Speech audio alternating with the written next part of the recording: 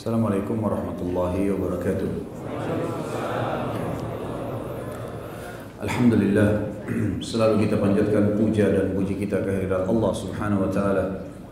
Zat yang maha kuat, maha perkasa, maha adil, yang telah menciptakan semua yang di langit, semua yang di bumi, semua yang di kedalaman lautan, terjangkau atau tidak terjangkau oleh mata manusia. Karena memang kata rahasianya adalah la ilaha illallah, la ma'budu bihaqqin illallah. Tidak ada Tuhan yang berhak disembah di langit dan di bumi kecuali Allah. Dan zat yang maha tinggi dan maha pemurah ini telah menggantungkan segala kebutuhan kita dengan memuji namanya Alhamdulillah. Maka sangat wajar kalau kita selalu memanjatkan puji syukur ini kepadanya. Dan kita panjatkan salawat dan taslim kepada Nabi besar Muhammad sallallahu alaihi wasallam, manusia terbaik yang telah dipilih oleh Sang Pencipta Allah. Dan Sang Pencipta Allah bersama malaikatnya juga mengucapkan salam hormat kepada beliau, serta telah ditutup risalah kenabian dan kerasulan dan membaca salawat untuk beliau dijadikan ibadah oleh Sang Pencipta. Seperti biasa teman-teman sekalian, sebulan sekali semoga Allah berkahi, dan di Sabtu kedua ini kita membahas lanjutan serial sahabat, dan kita masuk pada sore hari ini menjelang maghrib insyaallah sahabat yang mulia Sa'ad bin Mu'adz radhiyallahu anhu. Kita akan memulai bahasan kita ini dengan sabda Nabi SAW pada saat Sa'ad bin Mu'adz radhiyallahu anhu meninggal dunia. Kata beliau pada saat melihat jenazahnya, "Hadzal ladzi taharraka lahu al-'arsy wa futihat lahu abwabus sama' wa syahidahu 70,000 minal malaikah." Hadis sahih. Inilah laki-laki yang arsy Allah bergoncang karena kematiannya. Pintu-pintu langit dibuka untuknya. Dan 70,000 malaikat hadir atau menghadiri jenazahnya. Sabda Nabi SAW ini sudah cukup memberikan gambaran kepada kita tentang siapa figur yang akan kita bahas. Belum pernah ada satu pun di kalangan sahabat ridwanullahi alaihim yang memiliki kelebihan seperti ini.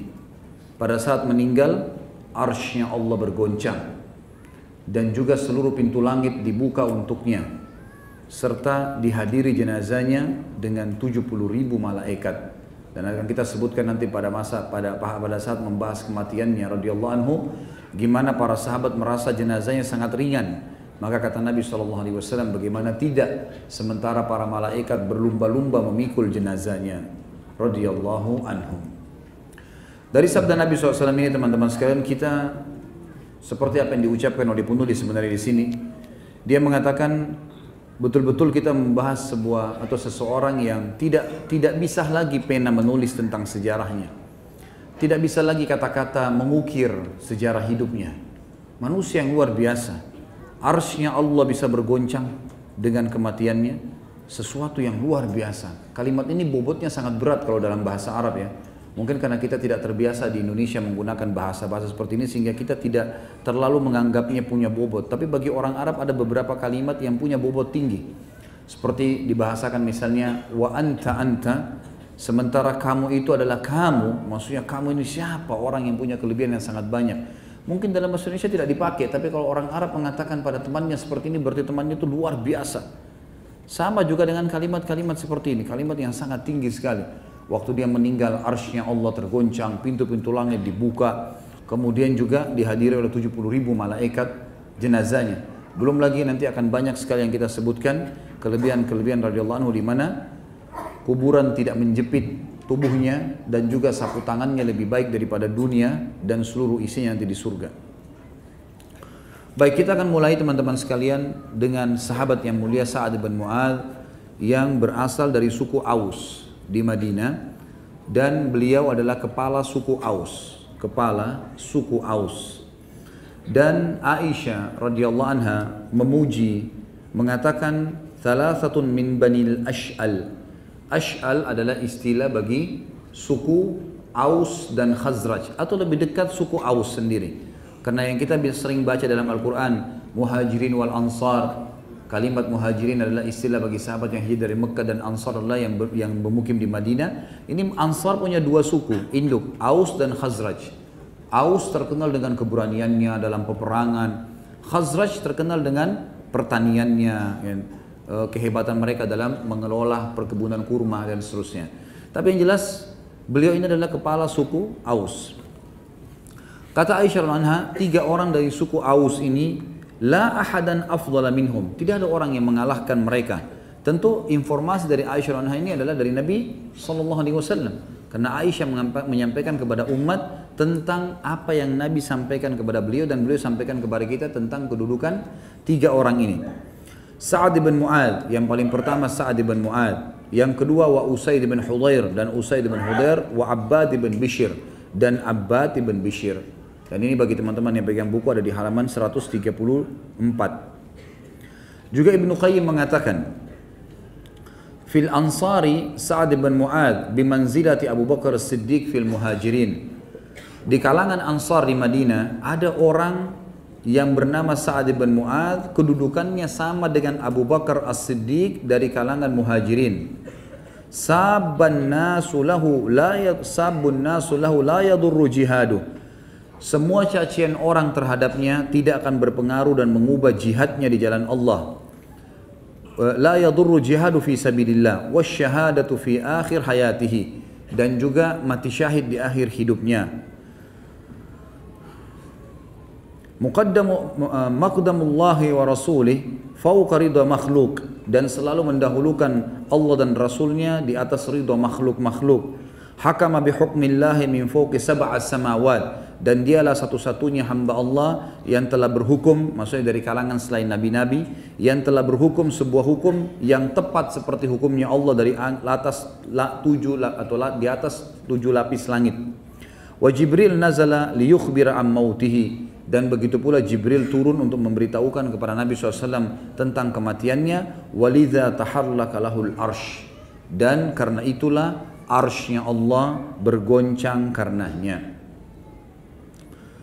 Teman-teman sekalian, Sa'ad bin Mu'ad memiliki banyak sekali peran, tapi kita akan mulai dengan masuk Islamnya. Pada saat Nabi SAW mengutus Mus'ab bin Umair radhiyallahu anhu, sebagaimana sudah kita pernah bahas panjang lebar kisah Mus'ab radhiyallahu anhu, salah satu dai Nabi SAW ke Madinah dan juga pemimpin pemegang panji di perang Uhud yang terbunuh mati syahid. Beliau sama Hamzah radhiyallahu anhu ajma'in adalah manusia yang termuliakan di perang Uhud. Pada saat lagi datang ke sana, Mu'adz bin Jabal radhiyallahu anhu, lalu beliau berdakwah, dan termasuk yang beliau sudah dakwah adalah Sa'ad ibn Zurarah, ya, atau As'ad ibn Zurarah tepatnya. As'ad ibn Zurarah radhiyallahu anhu. As'ad ibn Zurarah ini sepupunya Sa'ad ibn Mu'adz. As'ad ibn Zurarah ini, asal teman-teman tahu, beliaulah orang yang pertama setelah masuk Islam mendirikan Jumat pertama di Madinah. Dan beliau mendirikan Jumat pertama di rumahnya karena belum ada masjid. Nabi SAW masih di Mekah. Dan pada saat itu berkumpul 40 orang di rumahnya bersama beliau. Lalu beliau mendirikan sholat. Dan dari situ ulama mengeluarkan sebuah hukum syar'i. Kalau belum ada masjid, kemudian ada orang mau mewakafkan rumahnya jadi masjid, maka bisa jadi masjid tiba-tiba, gitu kan? Karena memang dia boleh mewakafkannya. Seperti kita punya sebuah masjid, rumah sudah tidak dihuni, lalu kita mengatakan ini jadi masjid aja. Diniatkan begitu karena Allah, lalu dijadikan sebagai tempat sholat 5 waktu, dikumandangkan azan, maka menjadi hukum masjid. Walaupun dari awal belum diganti menjadi masjid, karena terambil atau salah satunya hukumnya diambil dari perilaku As'ad bin Zurarah radhiyallahu anhu. As'ad bin Zurarah ini masuk Islam di tangan Mus'ab bin Umair, kemudian dia mendirikan Jumat pertama 40 orang, tetapi yang perlu digarisbawahi, ulama meluruskan tentang pemahaman sebagian orang mengatakan kalau Jumat syaratnya harus 40 orang, karena As'ad bin Zurarah melakukannya 40 orang. Padahal ulama hadis membahas mengatakan 40 orang itu karena pada saat itu memang cuma 40 orang yang ikut Jumat. Ya, sementara pendapat yang kuat Jumat itu bisa dilakukan walaupun bersama 2 orang saja, hukum sholat berjamaah. Tentu ini pendapat, ya, ini pendapat di antara ulama. Kalau ada yang mengatakan memang tetap berpegang pada 40 orang itu adalah hak mereka, gitu kan? Tetapi di sini kita menyampaikan khilaf di antara para ulama. Baik, Ibnu Ishaq meriwayatkan bahwa As'ad bin Zurarah membawa Mus'ab bin Umair ke kampung Bani Abdil Ash'al atau suku Aus tadi, dan juga kampung Bani Zafar. Ya. Sa'ad bin Mu'ad adalah sepupu As'ad bin Zurarah. Kemudian As'ad pun mengajak Mus'ab masuk ke dalam kebun milik Bani Zafar. Kemudian di sana ada sebuah sumur namanya Marak. Terjadilah dialog antara Mus'ab bin Umair radhiyallahu anhu, dai Nabi sallallahu alaihi wasallam, yang didampingi oleh As'ad bin Zurarah dengan orang-orang suku Ash'al ini. Gak lama kemudian cukup banyak sekali di antara mereka yang tertarik dengan dakwah Mus'ab karena Mus'ab menyampaikan agar mereka tidak menyekutukan Allah, memperkenalkan siapa itu Allah, bagaimana Rasulullah SAW sudah jelas disebutkan dalam Taurat dan Injil, ciri-cirinya seperti ini dan dia telah membawa kebenaran, inilah ajarannya. Waktu itu ada dua suku, kepimpinan suku Ash'al atau Aus, Sa'ad ibn Mu'ad yang akan jadi tokoh kita ini dengan Usaid ibn Khudair. Sa'ad bin Mu'ad berkata kepada Usaid, wahai Usaid, karena Usaid wakilnya, wahai Usaid, sungguh celaka kita kalau kita membiarkan orang itu, maksudnya Mus'ab bin Umair, datang lalu mempengaruhi suku kita kepada ajaran agama yang baru yang kita belum tahu sama sekali. Pergilah dan hardiklah keduanya, berhentikan si Mus'ab bin Umair dan sepupu saya sendiri yang bernama Asad bin Zurara. Kalau bukan karena saya punya hubungan kerabat dengan Asad, maka saya otomatis akan menghukumnya langsung. Maka Usaid bin Khudair pun mengambil tombak kecilnya, kemudian dia pun datang ke sana. Begitu masuk ke dalam sumur tadi, sumur marak itu, di sekitar situ mereka duduk dan Mus'ab lagi menyampaikan tentang agama Allah yang dibawa oleh Rasulullah SAW. Maka berkatalah Usaid dari jauh, wahai kalian, ditunjuklah kepada Mus'ab dan As'ad, apakah kalian tidak takut dan tidak malu membawa ajaran yang tidak jelas kepada kami, kemudian mengajak kaum kami tanpa izin kami? Kalau kalian tidak berhenti, maka saya akan menghukum kalian. Maksudnya dia akan membunuh Mus'ab dan As'ad. Maka kata As'ad bin Zurara, bisik kepada Mus'ab, hai Mus'ab, ini salah satu pimpinan suku Ash'al, suku Aus nih. Kalau dia bisa terpengaruh denganmu, maka di belakangnya banyak sukunya. Kata Mus'ab, dan ini pelajaran nanti kita akan ambil dalam pelajaran-pelajaran kita, bagaimana da'i itu sangat hikmah, hakim, ya bijaksana dalam menyampaikan dakwah dan sabar, serta dia tidak tergesa-gesa. Maka dia mengatakan, Mus'ab mengatakan kepada Usaid, wahai Usaid, bagaimana kalau seandainya kau duduk dulu dengar apa yang saya sampaikan. Kalau yang saya sampaikan menarik buat kamu, maka ambillah, karena kebenaran, sebuah informasi. Tapi kalau seandainya yang saya sampaikan sesuatu yang buruk menurut kamu, ya sudah, kamu bisa tolak. Dan saya pun akan berhenti, tidak akan tinggal di kota ini. Maka kata Usaid, pilihan yang bijaksana. Baiklah, ditancapkan tombaknya, kemudian dia duduk sambil mendengar. Baru mendengar beberapa saat, kata As'ad bin Zurara, demi Allah kami melihat cahaya Islam di wajahnya. Karena dia sangat tenang, dia mendengarkan, dia khusyuk. Seperti orang di majelis ilmu kadang-kadang memang kelihatan orang yang mau mengambil ilmu, dia konsentrasi, dia nggak tidur, dia nggak sibuk dengan kegiatan yang lain. Memang dia mau cari ilmunya, apa manfaatnya, tanpa melihat siapa yang berbicara. Karena yang penting ada manfaat apa yang saya dapatkan, karena ini sebenarnya maslahatnya buat individu, buat masing-masing kita. Maka setelah itu dia pun berkata Usaid, demi Allah ini sesuatu yang indah. Bagaimana caranya saya menganut agama kalian? Maka kata Mus'ab dan As'ad, engkau berwudu, engkau mandi, kemudian engkau mengucapkan syahadat, lalu engkau sholat 2 rakaat yang akan kami pandu. Maka Usaid pun melakukannya. Setelah dia mandi, kemudian dia mulai mengucapkan syahadat. Setelah syahadat dipandu untuk sholat 2 rakaat. Kemudian dia mengatakan, sesungguhnya di belakang saya ada seseorang yang merupakan pimpinan Ash'al.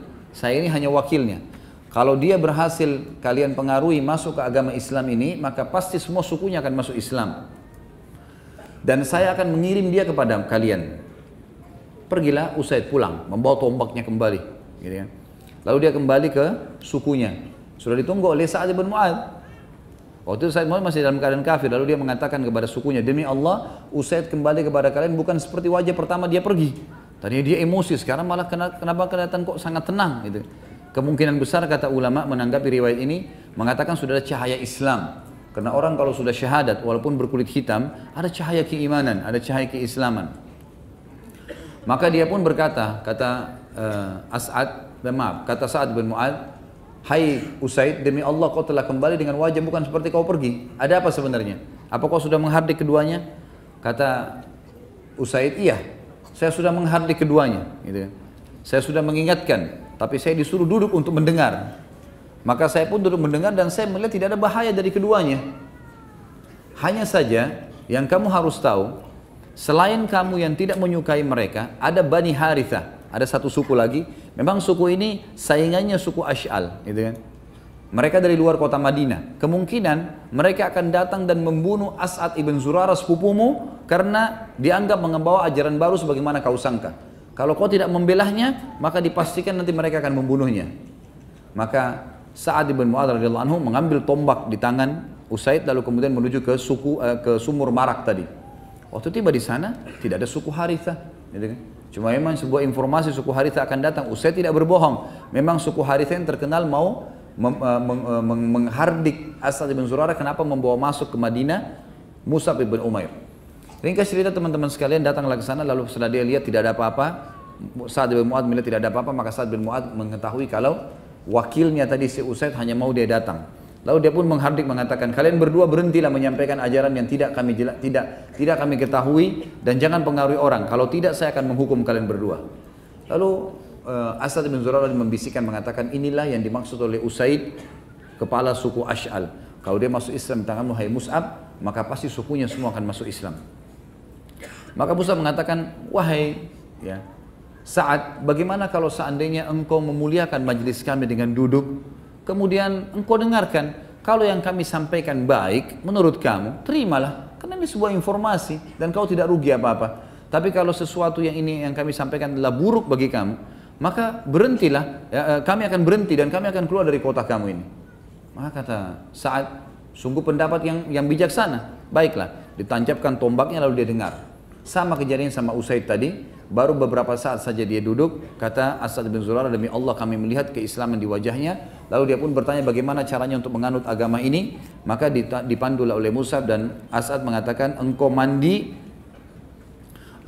kemudian engkau mengucapkan syahadat lalu engkau sholat 2 rakaat yang akan kami pandu. Lalu dia pun melakukannya.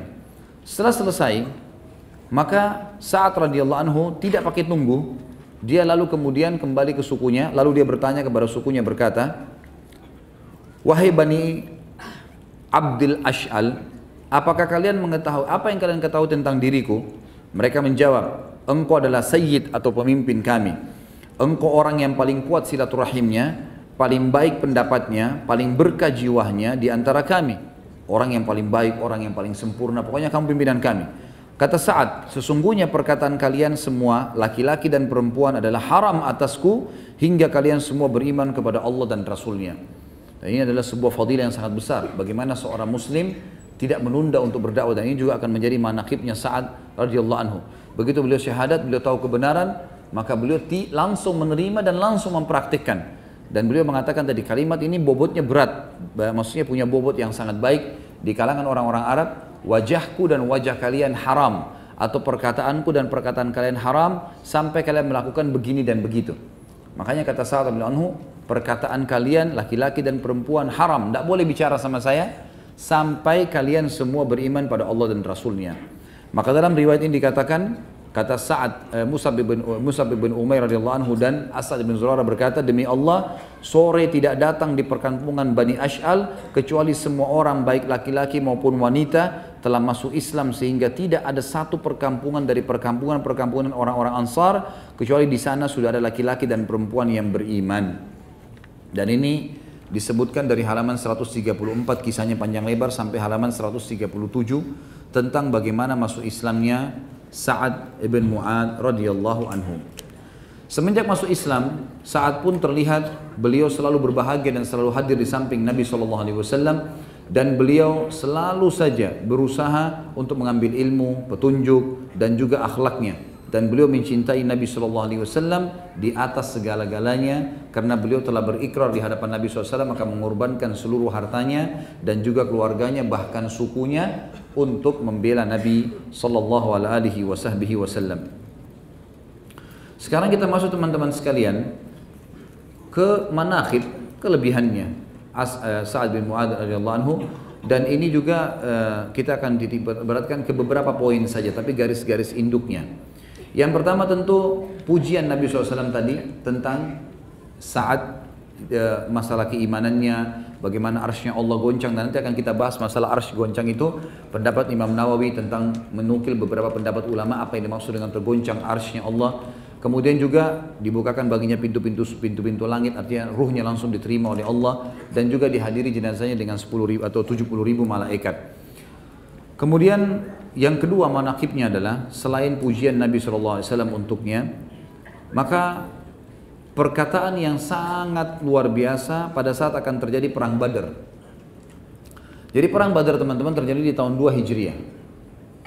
Sebabnya adalah ada kafilah Quraisy. Ini sudah pernah saya sampaikan di beberapa rumah yang lalu, tapi saya ulangi lagi karena kejadiannya hampir sama. Ada beberapa kepala suku Quraisy, diantaranya Abu Sufyan, Abu Lahab, Abu Jahal, Umayyah bin Khalaf, gitu kan, Al-Walid bin Uqbah, ya, Uqbah bin Amir dan seterusnya. Orang-orang ini pada saat banyak sahabat-sahabat Nabi hijrah ke Madinah, mereka kepala-kepala suku ini memperebutkan harta-harta muslimin, dibagi di antara mereka. Setelah diperebutkan, lalu dijual oleh mereka, rumahnya dijual, masyarakat Mekah yang lain beli, mereka dapat duit banyak dari hasil rampasan hartanya muslimin. Ternyata uang-uang mereka yang dari muslimin ini dipakai untuk belanja barang-barang di negeri Syam, didampingi oleh Abu Sufyan, dan waktu itu didampingi di kafilah ini didampingi dengan 200 pasukan berkuda. Pergilah mereka ke sana. Nabi SAW dengar tentang kasus kafilah ini dari uang muslimin, dan mereka di sini memang harta itu milik pimpinan-pimpinan Quraisy. Maka beliau pun mengiklankan di Madinah, siapa yang ingin keluar silahkan, tapi tidak ada paksaan. Waktu itu bukan paksaan jihad yang fardu ain. Siapa yang mau keluar silahkan ikut dengan saya untuk menghalang kafilah Quraisy. Banyak di antara sahabat yang belum ikut pada saat itu karena baru-baru masuk Islam. Jadi kurang lebih terkumpul 313 orang, 314 bersama Nabi SAW. Mereka keluarlah ke sana dengan pakaian yang sangat sederhana. Banyak di antara mereka tidak pakai baju besi, banyak yang tidak bawa perisai, banyak yang tidak bawa topi besi. Mereka hanya sekedar keluar dengan pedang karena yang dihadangi cuma kafilah. Dianggap sesuatu yang ringan gitu.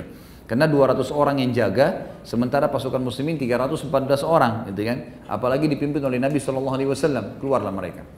Ternyata Abu Sufyan dengan hikmah Allah mengetahui keluar Nabi SAW tadi. Lalu dia segera mengirim surat ke Abu Jahal di Mekah, lalu kemudian dia mengajak Abu Jahal untuk memotivasi masyarakat Mekah membentuk pasukan.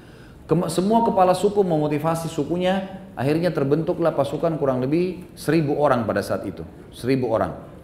Keluarlah pasukan ini menuju ke wilayah Badr, dan pas kafilah Quraisy lewat di Badr. Jadi kalau saya gambarkan posisinya, ada sebuah gunung di Badr itu. Kalau yang lebih dekat dengan Madinah namanya Udwatid Dunya, kalau yang lebih jauh dari Madinah di sebelah gunung itu namanya Udwatil Quswa, gitu kan. Maka keadaan ini, gunung ini ada dua sisi gunung, dan di antara gunung ini, di bagian belakang ada sebuah lembah yang memutari gunung tersebut, kemudian bertemu titiknya di depan gunung. Ini Allah sebutkan dalam Al-Quran tentang kejadian perang ini. Kata Allah, A'udzubillahi minasyaitonirrajim, idh antum bil udwatid dunya wa hum bil udwatil quswa warrakbu asfala minkum. Ingatlah kejadian pada saat kalian hai kaum muslimin berada di udwatid dunya, di sisi gunung yang lebih dekat dengan Madinah. Dan pasukan Quraisy berada di Udwatil Quswa, di sebelah sisinya gunung. Tapi mereka tidak saling tahu nih kalau ada pasukan di sebelah.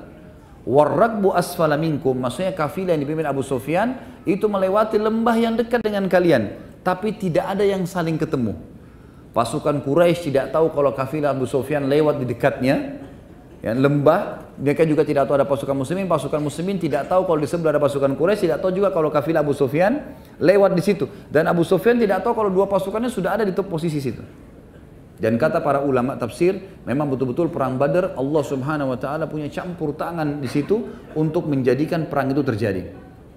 Ringkas cerita, Abu Sufyan selamat. Abu Sufyan pun mengirim surat ke Mekah, tapi pasukan sudah terlanjur keluar, gitu kan? Kalau kami sudah selamat dan seterusnya, dikirimlah surat lagi ke pasukan orang-orang Quraisy. Abu Jahal bilang kita nggak boleh kembali.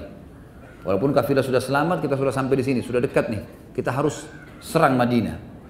Nabi SAW juga dengan hikmah Allah mendapatkan informasi kalau Quraisy sudah ada. Gitu kan.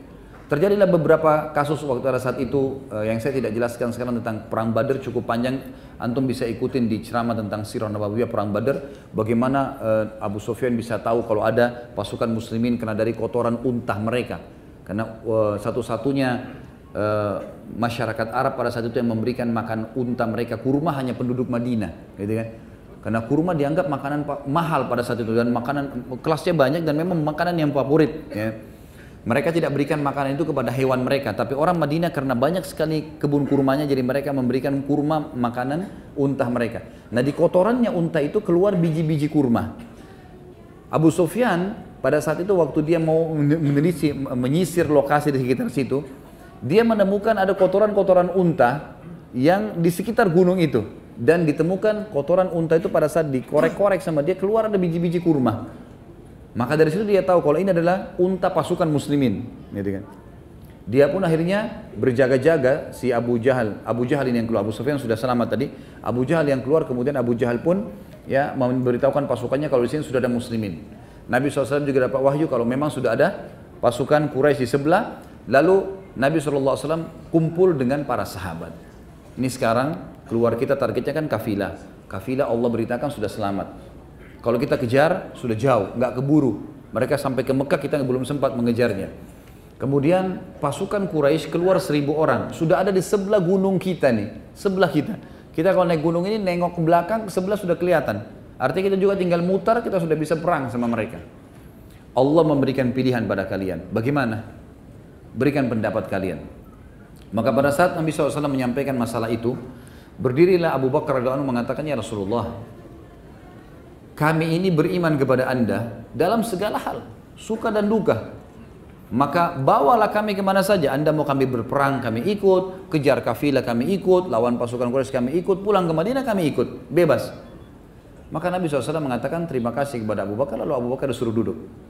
Bagaimana pendapat kalian? Kata Nabi SAW. Umar lagi berdiri, mengucapkan kalimat yang sama dengan Abu Bakar. Kalimat motivasi yang, ya Rasulullah, bawa kemana saja kami siap. Kata Nabi SAW, baik, terima kasih. Suruh duduk Umar. Kemudian kata Nabi SAW tanya lagi, hai muslimin, berikan pendapat. Berdiri lagi Mikdad. Ini semua sahabat-sahabat yang mulia. Mikdad mengatakan juga kalimat yang sama. Nabi SAW masih saja, karena ini semua orang-orang ini dari orang muhajirin. Orang muhajirin wajar mau melawan. Kenapa? Karena memang ini musuh mereka dari Mekah. Secara kejiwaan begitu. Ya. Maka Nabi SAW ingin yang menjawab ini sekarang orang-orang Ansar yang tadinya akadnya dengan Nabi SAW di Mekah, waktu Bai'at Aqabah, pertama sekali orang-orang Ansar ini masuk Islam di Mekah, itu mereka sepakat membela Nabi SAW di Madinah, di kota mereka. Di luar kota ini belum ada kesepakatan akad nih. Mereka siap berkorban untuk Nabi SAW, menyambut Nabi SAW di Madinah. Kalau Madinah diserang, mereka mengorbankan jiwa mereka. Tapi di luar Madinah belum ada akad, belum ada kesepakatan. Maka Nabi SAW mengatakan, hai muslimin, hai manusia, berikan pendapat. Waktu itu Sa'ad bin Mu'adz radhiyallahu anhu pimpinan orang Ansar. Dan beliau, suku Aus ini secara khusus, suku terkenal militernya Madinah pada saat itu. Suku militer. Khazraj tadi saya bilang lebih banyak kepada petani-petaninya, gitu kan, pedagang-pedagangnya. Maka berdiri Sa'ad bin Mu'adz mengatakan, ya Rasulullah, sepertinya Anda ini menyinggung kami. Sepertinya Anda ini menyinggung kami. Dan ini disebutkan banyak sekali riwayat. Saya akan bacakan di sini teman-teman sekalian supaya lebih jelas. Maka Sa'ad bin Mu'adz pun pemegang panji orang-orang Ansar sekaligus panglima mereka mengerti maksud Nabi SAW. Maka dia berkata, demi Allah, sepertinya Anda menginginkan kami wahai utusan Allah. Nabi SAW mengatakan, benar. Ini gak gampang. Orang dari Madinah tidak ada hubungannya sama harta, tidak ada hubungannya sama orang-orang Mekah, terus kemudian disuruh perang. Apalagi masih awal-awal Islam, ini baru tahun 2 Hijriah. Baru 1 tahun yang lalu isinya Nabi SAW masuk ke Madinah, gitu kan. Maka beliau mengatakan, kami telah beriman kepada Anda, kami bersaksi bahwasanya apa yang Anda bawa adalah kebenaran. Kami telah memberikan Anda janji dan ikrar kami untuk mendengar dan mematuhi. Maka majulah wahai utusan Allah karena apa yang kepada apa yang Anda inginkan. Demi Zat yang telah mengutus Anda dengan kebenaran, seandainya Anda membawa kami ke lautan lalu Anda menyeberanginya, niscaya kami akan menyeberangi bersama Anda. Tidak seorang pun dari kami akan tertinggal. Kami tidak takut jika esok hari bertemu dengan musuh kami. Kami adalah orang-orang yang sabar pada saat perang dan teguh di medan laga. Semoga Allah memperlihatkan apa yang menenangkan Anda. Maka bergeraklah bersama kami di atas keberkahan dari Allah. Jadi tentu pola bicaranya bukan seperti ini ya. Ini di kancah peperangan dan sebagian ulama ada yang menukil dalam buku-buku sejarah mengatakan kalau Sa'ad bin Mu'adz dengan semangat mengatakan kalimat ini dengan intonasi suara yang sangat luar biasa memberikan motivasi buat Nabi SAW dan muslimin terutama sukunya untuk ikut berperang. Dalam riwayat yang lain bahwasanya Sa'ad bin Mu'adz berkata kepada Nabi SAW, mungkin Anda khawatir orang-orang Ansar akan berkeyakinan bahwa kewajiban mereka hanyalah menolong Anda di negeri mereka. Sungguh, aku berkata atas nama orang-orang Ansar dan aku menjawab juga atas nama mereka. Berangkatkanlah kemanapun anda inginkan. Sambunglah ikatan orang yang anda inginkan. Putuskanlah ikatan orang yang anda inginkan. Ambillah dari harta kami apa yang anda inginkan. Berikanlah kepada kami apa yang anda inginkan. Apa yang anda ambil dari kami, lebih kami cintai daripada anda tinggalkan. Perintah apapun yang anda katakan keputusan kami, selalu mengikuti perintah anda. Demi Allah, seandainya anda berjalan hingga anda tiba di ujung bumi ini, niscaya kami akan mengikuti anda. Demi Allah, seandainya anda membawa kami ke lautan, lalu anda meraunginya, niscaya kami akan mengikuti anda. Tentu statement ini teman-teman sekalian adalah statement yang sangat bermakna pada saat itu. Kenapa? Karena dari 314 pasukan Nabi SAW itu setengahnya orang Ansar. Setengahnya orang Ansar. Artinya kalau mereka pada saat itu mengatakan kami tidak mau ikut, maka bukan sebuah pelanggaran karena Nabi SAW mengajak musyawarah. Dan target keluar tadinya kafilah. Tapi Sa'ad bin Mu'adz radhiyallahu memberikan sebuah kalimat yang jelas. Bukan cuma menghadapi Quraisy ya Rasulullah. Bawa kami ke ujung bumi, kami akan ikut. Ke lautan menyeberang kami akan turun. Dan tidak ada satu orang pun di antara kami yang berkhianat. Dan kita tahu ada sistem kesukuan. Kalau kepala suku sudah berbicara A, maka semua berbicara A. Itu sudah menjadi sebuah sistem kesukuan dimanapun itu, gitu kan? Dan ini pimpinan suku sudah berbicara, maka semuanya ikut dengan Sa'ad bin Mu'adz radhiyallahu anhu. Maka mendengar perkataan tersebut, Nabi SAW pun sangat gembira dan beliau mengucapkan kalimat yang luar biasa. Nabi SAW mengatakan dalam hadis sahih, "Siru wa abshiru, fa inna Allah Ta'ala qad wa'adani ihdat ta'ifataini, wallahi laka'anni al-ana anzuru ila masari al-qaum." Demi Allah, seolah-olah kata beliau di sini, jalanlah kalau begitu dan berbahagialah. Kita sekarang maju, kita menyeberang nih ke posisi pasukan musuh. Maka sesungguhnya Allah, bergeraklah dan berbahagialah karena sesungguhnya Allah telah menjanjikan kepadaku salah satu dari dua golongan. Bisa saja kita mendapatkan kafilah atau kita memenangkan peperangan dengan orang-orang Quraisy walaupun jumlah mereka lebih banyak. Dan ketahuilah, demi Allah seolah-olah aku sekarang sedang diperlihatkan tempat kematian musuh-musuh ini. Jadi memang nanti setelah perang Badar kita lihat bahwasanya banyak sekali orang-orang Quraisy yang terbunuh pada saat itu. Banyak sekali yang terbunuh di perang Badar. Kemudian Nabi SAW mengumpulkan jenazah mereka sambil berkata di depan para sahabat, apakah kalian sudah tahu, apakah kalian sudah melihat dan mendapatkan apa yang Tuhan kalian ancamkan? Lalu kata Umar, ya Rasulullah, mereka jenazah, apa yang mereka dengarkan nih? Kata Nabi SAW, sungguh demi Umar, demi zat yang ubun-ubunku dalam genggamannya, mereka lebih dengar apa yang aku ucapkan ini daripada kau mendengarkan ucapanku sekarang. Hanya saja mereka tidak bisa menjawabnya. Artinya Allah Subhanahu wa taala memberikan mukjizat kepada Nabi SAW, suara beliau diantar dan didengarkan kepada ruh-ruhnya orang kafir tersebut.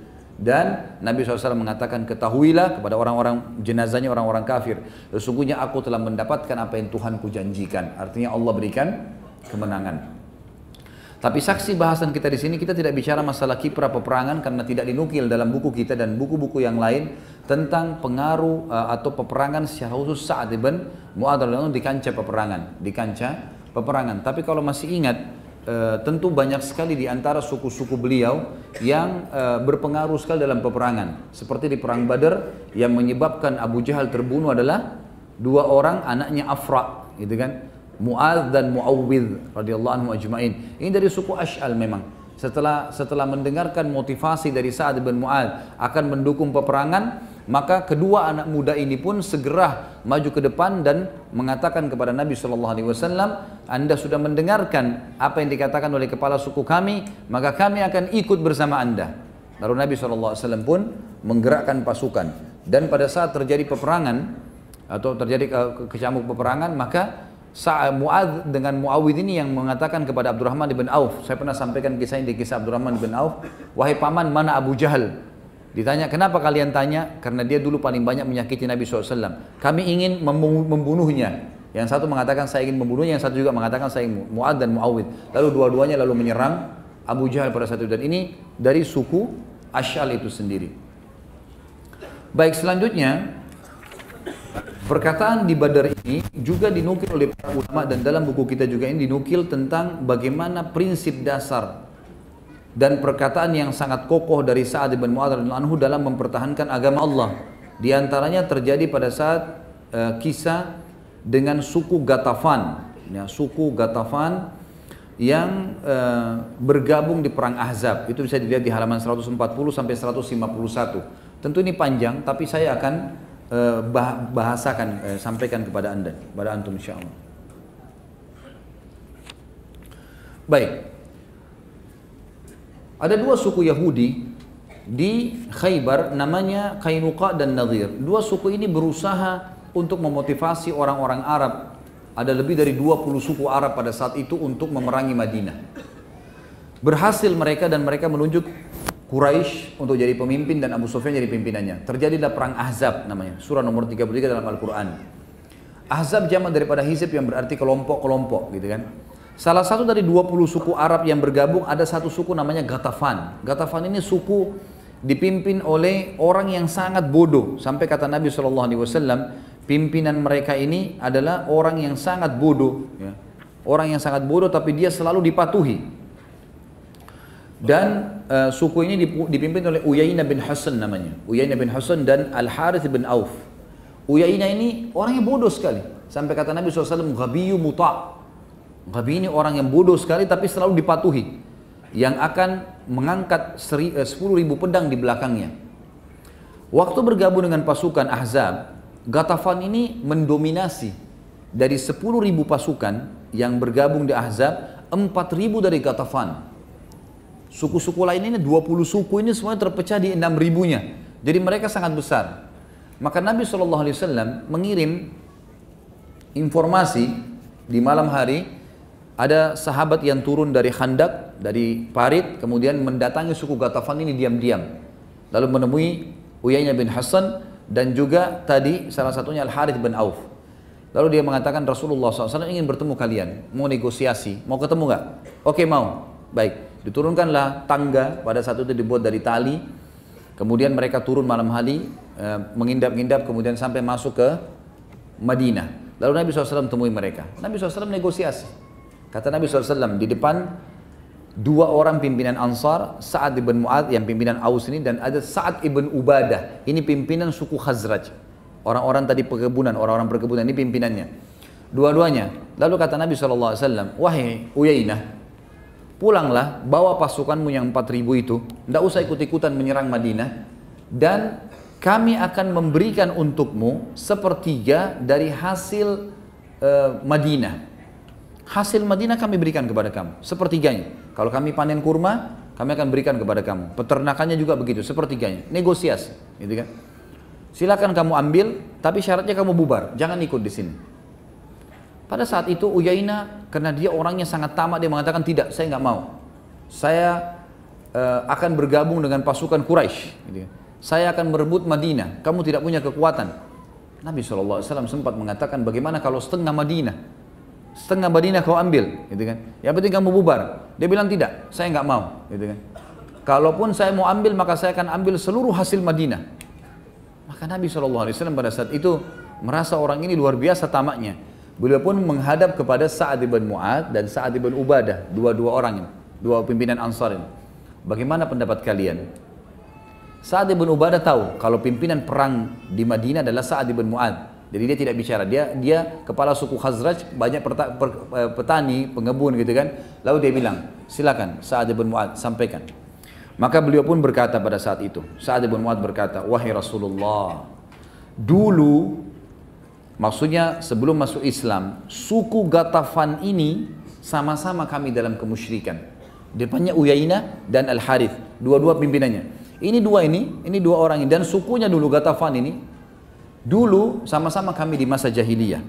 Mereka sama sekali tidak pernah bisa makan sebutir kurma pun dari Madinah, sebutir kurma dari Madinah, kecuali menjadi tamu kami atau beli, transaksi jual beli. Dulu di zaman jahiliyah. Mereka tidak berani sama sekali menyerang Madinah dan tidak pernah bisa mengambil satu butir kurma dari Madinah kecuali jadi tamu, maksudnya terhormat, datang, dilayani, atau transaksi jual beli. Bagaimana setelah kami beriman kepada anda, Allah mengutus kepada anda kepada kami telah beriman kepada Allah dan Rasulnya, dan kami telah meyakini tentang kebenaran Islam, dan anda membimbing kami, lalu kami mau memberikan harta kami kepada mereka, maka kami tidak perlu itu semua. Demi Allah, kami tidak akan memberikan apapun kepada mereka kecuali pedang, sehingga Allah menetapkan di antara kami dengan mereka. Dalam riwayat lain dikatakan, Sa'ad bin Mu'adz sempat berkata, ya Rasulullah, saya ingin tanya, apakah yang anda sampaikan negosiasi sama Ghatafan ini wahyu dari langit sehingga kami batu dan kami tidak punya pilihan lain, atau memang sebenarnya strategi perang yang anda sampaikan? Ini adabnya. Sa'ad bin Mu'adz tanya dulu dalam riwayat lain, ini yang benar, ini yang riwayat yang lebih kuat. Maka kata Nabi SAW, strategi perang, ini bukan wahyu. Maka kata Sa'ad bin Mu'adz, kalau begitu ya Rasulullah, izinkanlah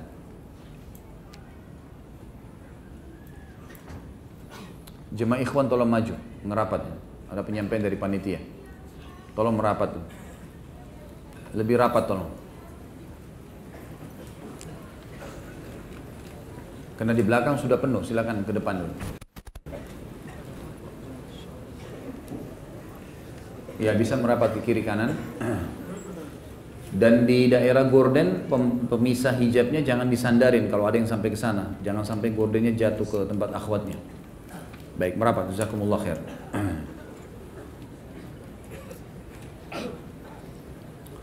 Maka dalam riwayatnya dia mengatakan, Sa'ad bin Mu'adz mengatakan sebagai adab terhadap Nabi, kepada Nabi SAW, ya Rasulullah, apakah ini wahyu sehingga kami tidak punya pilihan lain? Atau ini adalah strategi perang? Kata Nabi SAW, strategi perang. Strategi perang, gitu. Maka kata Sa'ad bin Mu'adz, kalau begitu ya Rasulullah, ketahuilah, suku Ghatafan ini di depan pimpinannya, dan dua orang ini, ditunjuk dua orang pimpinan mereka, gitu kan, yang sudah pakai baju perang, yang memang menganggap mereka akan menang, karena 10.000 orang akan menyerang Madinah, dan 10.000 semua penunggang kuda. Kalau kita sekarang 10.000 tank, gitu kan. Maka dua orang ini, walaupun dengan baju perangnya, tidak pernah memakan sebutir kurma dari tempat kami, kecuali karena jadi tamu, itu pun kalau kami mau jamu sebagai tamu, atau transaksi jual beli. Bagaimana setelah kami beriman kepada Allah dan Rasulnya, dan anda membawa agama Islam ini kepada kami dengan kemuliaan, lalu kami akan memberikan kepada mereka? Demi Allah ya Rasulullah, kalau ini strategi perang, kami tidak akan memberikan kepada mereka satu butir kurma, bukan setengah penghasilan Madinah, satu butir kurma kami tidak akan kasih. Dan antara kami dengan mereka, ditunjuk dua orang itu pimpinannya, hanya pedang ya Rasulullah, nggak ada lagi main-main. Walaupun Madinah waktu itu terdesak sekali ya. Kondisi perang Ahzab, teman-teman, kalau antum ikuti ceramah di YouTube tentang perang Ahzab, panjang lebar saya ceritain tentang ayat-ayat yang turun dan segalanya. Itu kondisinya Madinah mencekam sekali pada saat itu. Karena pasukan Ahzab sudah sampai di kota Madinah. Dan kalau posisinya, kalau sekarang kota Madinah, itu pasukan Ahzab sudah dalam Madinah. Karena lokasi perang Khandak itu sebenarnya berada di kota Madinah. Berada di kota Madinah, mereka sudah sampai ke dalam, dan ini tinggal parit dan beberapa gunung-gunung yang membentengi Madinah saja, gitu kan. Dengan hikmah Allah terjadi kemenangan pada saat itu. Jadi memang mencekam sekali, sampai Umar mengatakan radhiyallahu anhu, kami pada saat orang-orang Quraisy lagi menyerang, pernah, karena mereka mengepung selama 43 hari, 45 hari, mereka mengepung Madinah. Itu pernah satu hari karena mereka kecewa beberapa hari, sampai puluhan hari mereka tidak bisa masuk. Satu hari pernah mereka menyuruh kuda-kuda mereka untuk menyentakkan kaki-kakinya di pinggir parit, sehingga tanahnya pada merosot semua ke dalam, gitu kan. Karena kan dalamnya 7 meter, lebarnya sekitar 15 meter, besar sekali khandaknya. Maka mereka buat itu, 10.000 kuda, semua secara serentak menggetak-getakkan kaki mereka, sehingga berjatuhanlah tanah, sehingga menutupin parit itu. Kata Umar, kami pun sibuk menolak mereka, menolak musuh itu, sambil melemparin dengan batu, melemparin dengan panah, melemparin dengan tombak, dari pagi sampai malam. Ya, dari pagi sampai malam. Sampai seseorang di antara kami hanya berhenti sholat, lalu kembali lagi melawan orang-orang Quraisy, gitu kan. Dan pada saat itu, Umar bin Khattab mengatakan, saya belum sholat asar, kecuali beberapa saat sebelum maghrib. Lalu setelah selesai, pas malam, Quraisy akhirnya sudah keletihan, mereka berhenti. Tapi tanah-tanah parit sudah banyak yang masuk di parit itu kan. Dan ini keesokan paginya pasukan Quraisy sudah bisa menyerang Madinah. Karena sudah sulit untuk dikeluarkan lagi tanahnya kan. Malam itulah Allah datangkan badai yang dingin. Yang jelas pada saat itu sulit sekali, mencekam. kota Madinah. Semua laki-laki tidak boleh pulang ke rumahnya. Nabi SAW instruksikan semua laki-laki tidak boleh tinggal kecuali orang yang tua atau sakit. Semua harus ada di parit. Dan kalau meja ini kita ibaratkan Madinah, maka Quraisy di tempat posisi antum ini ujung meja ini adalah paritnya, gitu. Jadi sudah depan mata, ini parit sudah tertutup maka bisa masuk. Ini sudah kota, di tengah-tengah kota. Semua wanita dan anak-anak kecil serta orang tua sudah ditaruh di satu benteng, dan ini benteng di paling belakang kota Madinah. Di sebelahnya suku Quraidah. Nanti akan kita jelaskan masalah suku Quraidah karena perannya Sa'ad bin Mu'adz di dua, suku Ghatafan dan suku Quraidah. Yang jelas pada saat itu teman-teman semua sangat mencekam, dan Nabi SAW negosiasi bukan karena Nabi pengecut, tapi Nabi SAW melakukan strategi perang. Artinya kalau bisa nego dikasih, ya ini kasih nego, gitu kan? Tapi setelah mendengar kalimatnya Sa'ad radhiyallahu anhu, dan Sa'ad berdiri sambil menunjuk wajahnya Uyainah bin Husn dan Harith bin Auf. Beliau mengatakan, pulanglah kalian berdua, kembali ke pasukan, karena antara kami dengan kalian hanya pedang. Percuma, nggak bakalan negosiasi. Selama ini bukan wahyu, kami nggak akan negosiasi. Nggak ada satu butir kurma pun kalian bisa makan dari Madinah. Pulang, suruh pulang. Maka pulanglah dua-duanya ini, gitu kan? Pulanglah dua-duanya. Baik. Pada saat itu teman-teman sekalian, pendapat yang disampaikan oleh Sa'ad bin Mu'adz ini pendapat yang betul-betul luar biasa. Artinya Uyainah bin Husn ini pada saat kembali dan dia bahasakan itu kepada orang-orang Quraisy bisa tambah yakin kalau memang perang saja, nggak ada negosiasi, gitu kan? Apalagi ini 4.000 pasukan mendominasi 40%-nya. Ala kulli hal, pada saat itu akhirnya kembali mereka semuanya, kembali. Dan ulama mengatakan ini betul-betul jiwa kesatria, di mana keberanian, kepahlawanan, dan penolakan untuk terhina dari diri Sa'ad bin Mu'adz radhiyallahu anhu. Dan ulama hampir seluruhnya mengatakan dari statement-statement yang tegas seperti inilah yang membuat Allah Subhanahu wa taala meninggikan derajatnya Sa'ad, yang sampai arsy-Nya Allah goncang nanti pada saat dia meninggal. Karena keputusannya selalu mutlak, agama Allah benar-benar salah-salah, selesai, gitu. Sampai mati pun kita tidak akan menyerah. Seperti itulah kurang lebih. Maka pada saat itu pun semuanya kembali, ya, semuanya kembali. Si Uyainah bin Husn kembali, gitu kan, ke pasukannya. Lalu Nabi SAW mengatakan, semoga Allah menjagamu, hai Sa'ad, atas keputusanmu ini, dan semoga Allah merahmatimu. Perlu kita garis bawahi teman-teman sekalian, setiap kali Nabi SAW mengucapkan kepada seorang sahabat, semoga Allah merahmatimu, itu berarti kau akan mati. Jadi itu isyarat kalau orang itu akan mati syahid, gitu kan. Maka perkataan ini waktu didengar oleh Sa'ad tersenyum lalu mengatakan, alhamdulillah ya Rasulullah, wajabat. Artinya itu akan diijabah sama Allah. Itu yang saya mau, mati syahid, gitu kan. Akhirnya pasukan Ahzab kembali, tentunya kita tidak bicara tentang perang Ahzab.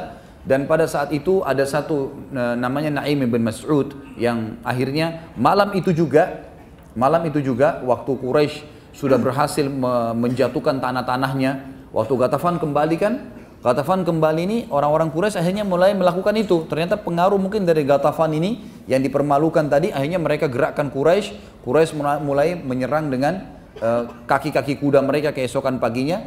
Maka besok ini hari ketiganya sudah bisa diserang Madinah. Malam itu dengan hikmah Allah, Nabi SAW berdoa agar diberikan kemenangan dan Allah SWT ijabah. Pada saat itu sangat dingin sekali. Maka ada satu orang Quraisy namanya Naim bin Mas'ud masuk Islam malam itu, pimpinan Quraisy. Entah bagaimana hikmahnya, dia lihat tanah sudah mulai tertimbun di khandak, di parit, dia turun, lalu dia lempar kertas suratnya, kulit binatangnya ke arah kemahnya muslimin, isinya, saya ingin bertemu dengan Muhammad. Maka dia turunkan, pamit dengan Nabi SAW. Nabi SAW mengatakan diizinkanlah. Naik dia ke atas. Kenapa Naim? Saya tertarik dengan agama Islam. Asyhadu an la ilaha illallah wa anna Muhammad Rasulullah. Malam itu tuh, yang besok sudah jelas-jelas akan diserang Madinah ini. Ini parit sudah tertimbun. Dan subhanallah hikmahnya, kan besoknya malam itu kan mereka dikalahkan dengan angin kan gitu. Itu besoknya, kalaupun pasukan Quraisy pulang dan muslimin harus menimbun kembali, ini pekerjaan yang lama. Tapi hikmahnya waktu mereka sentakkan dengan kuda mereka dan parit sudah tertutup, mereka muslimin tidak perlu nimbun lagi paritnya, gitu. Sudah tertimbun dengan sendirinya gitu. Ya. Naim masuk ke sana langsung syahadat. Kata Nabi SAW, apa yang membuat masuk Islam, hai Naim? Ini dia keluar dengan baju perangnya dari Mekah mau nyerang Madinah, dan orang Quraisy akan mendapatkan 40% dari hasil Madinah. Kalau nanti menang, Quraisy karena dia pemimpin, dia akan ambil 40%, sisanya dibagi untuk suku-suku lain. Pokoknya Madinah dipecah-pecah lah. Naim bilang, saya tertarik. Rupanya dia selama di Ahzab, di kemahnya itu sering dengar tilawah Al-Qur'annya sahabat kalau malam. Mereka melihat bagaimana sabarnya, hikmah ilahi, dapat hidayah dia. Baik, dia masuk ke sana syahadat. Lalu dia mengatakan, ya Rasulullah, jangan ragukan keislaman saya. Anda tahu siapa saya? Pimpinan Quraisy ini, kepala-kepala suku teman-teman, aib besar kalau mereka bohong. Walaupun dalam peperangan, mereka tidak mau bohong, gitu kan? Anda sudah tahu siapa saya. Ini bukan kedustaan. Saya masuk Islam benar-benar. Perintahkan kepada saya apa saja, saya siap lakukan. Kata Nabi SAW, hai Naim, kau satu orang. Gitu kan. Tapi kalau kau mau, kacaukan mereka. Kata Nabi SAW, kacauin mereka. Silakan, buat apa saja. Ya Rasulullah, tapi kalau begitu saya harus berbohong nih. Saya kalau kacauin mereka nih, ada yang harus saya lakukan. Saya harus memutar balik fakta. Kata Nabi SAW, peperangan, silahkan. Kan kita sudah tahu hadis Nabi kan, ada 3 hal yang boleh berbohong. Tapi bohongnya ini memang untuk strategi perang, bukan bohong yang seperti negatif biasa orang lakukan. Maka Naim pun kembali ke pasukan Quraisy, dia kumpul. Dia bilang, ayo kumpul semua orang-orang Quraisy, kumpul semua. Kumpul semua lalu dia mengatakan, hai Quraisy. Maaf, dia pertama bukan ke Quraisy, dia ke suku Quraidah. Jadi kalau ini meja Madinah, ini depan semuanya parit, di ujung parit sebelah sana itu ada bentengnya suku Quraidah, suku Yahudi. Jadi Qainuqa dan Nadir yang sudah diusir dari Madinah, itu yang membentuk pasukan Ahzab dari luar. Ini suku Quraidah di pinggir sana. Ini satu-satunya jalan untuk masuk. Nanti kita akan bahas Quraidah sebentar.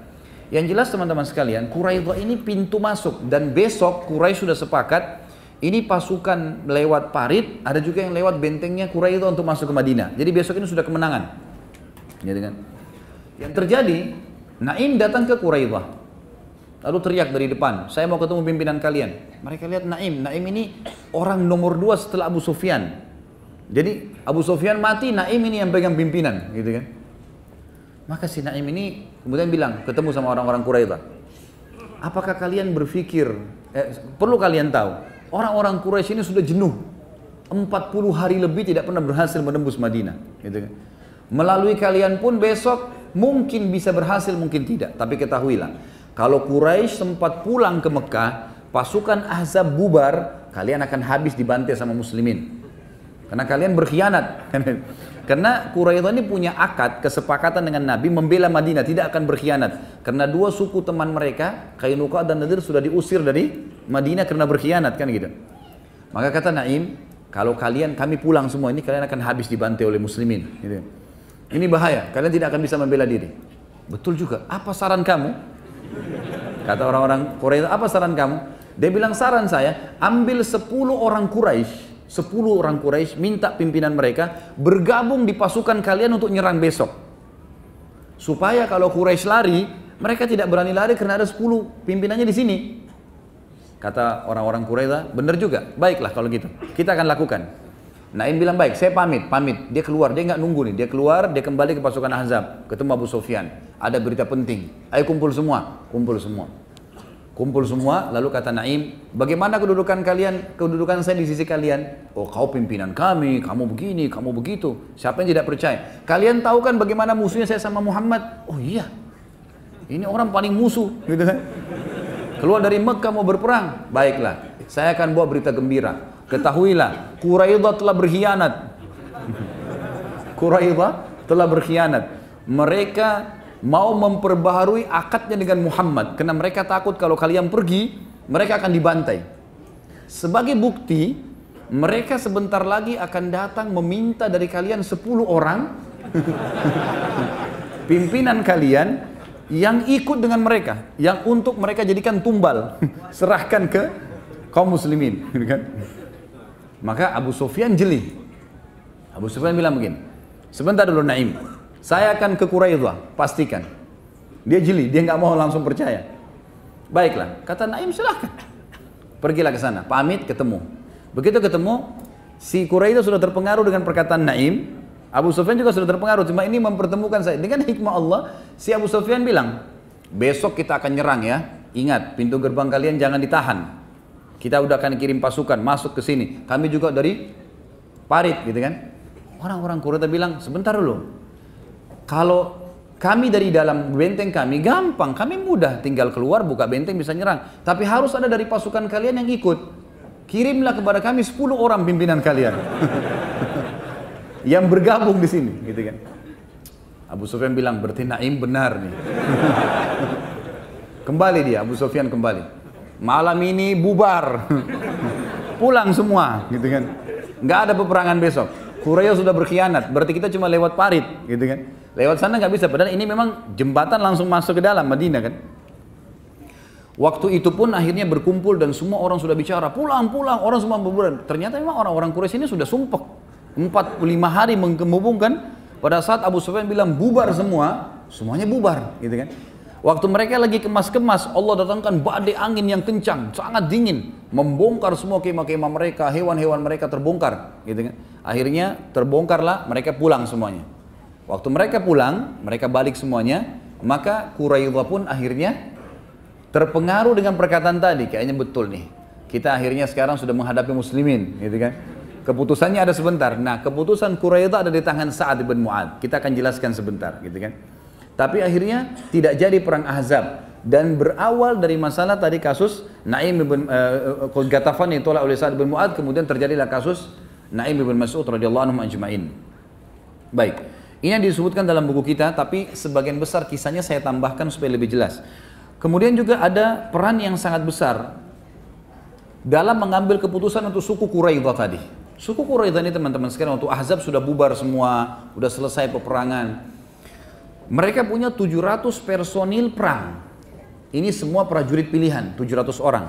Jumlah orang yang ada di benteng itu tidak kurang dari 3.000-4.000 orang. Termasuk perempuan dan anak-anaknya. Maka 700 orang ini memang pasukan khususnya. Perlu diketahui teman-teman sekalian, suku Quraidah sempat berkhianat sebelumnya. Bagaimana khianatnya? Mereka punya akad dengan Nabi SAW.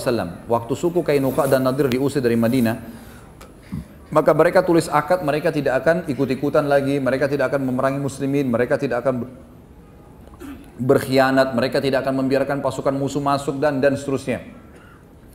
Sempat Nabi SAW curiga dengan suku Quraidah sebelum terjadi tadi masuk Islamnya Naim. Kita review kembali kisahnya. Maka sempat Nabi SAW curiga dengan suku Quraidah. Ini ada apa Quraidah nih? Diutuslah Sa'ad ibn Mu'adz dengan Sa'ad ibn Ubadah. Dua orang tadi yang memang berhadapan dengan Ghatafan, gitu kan?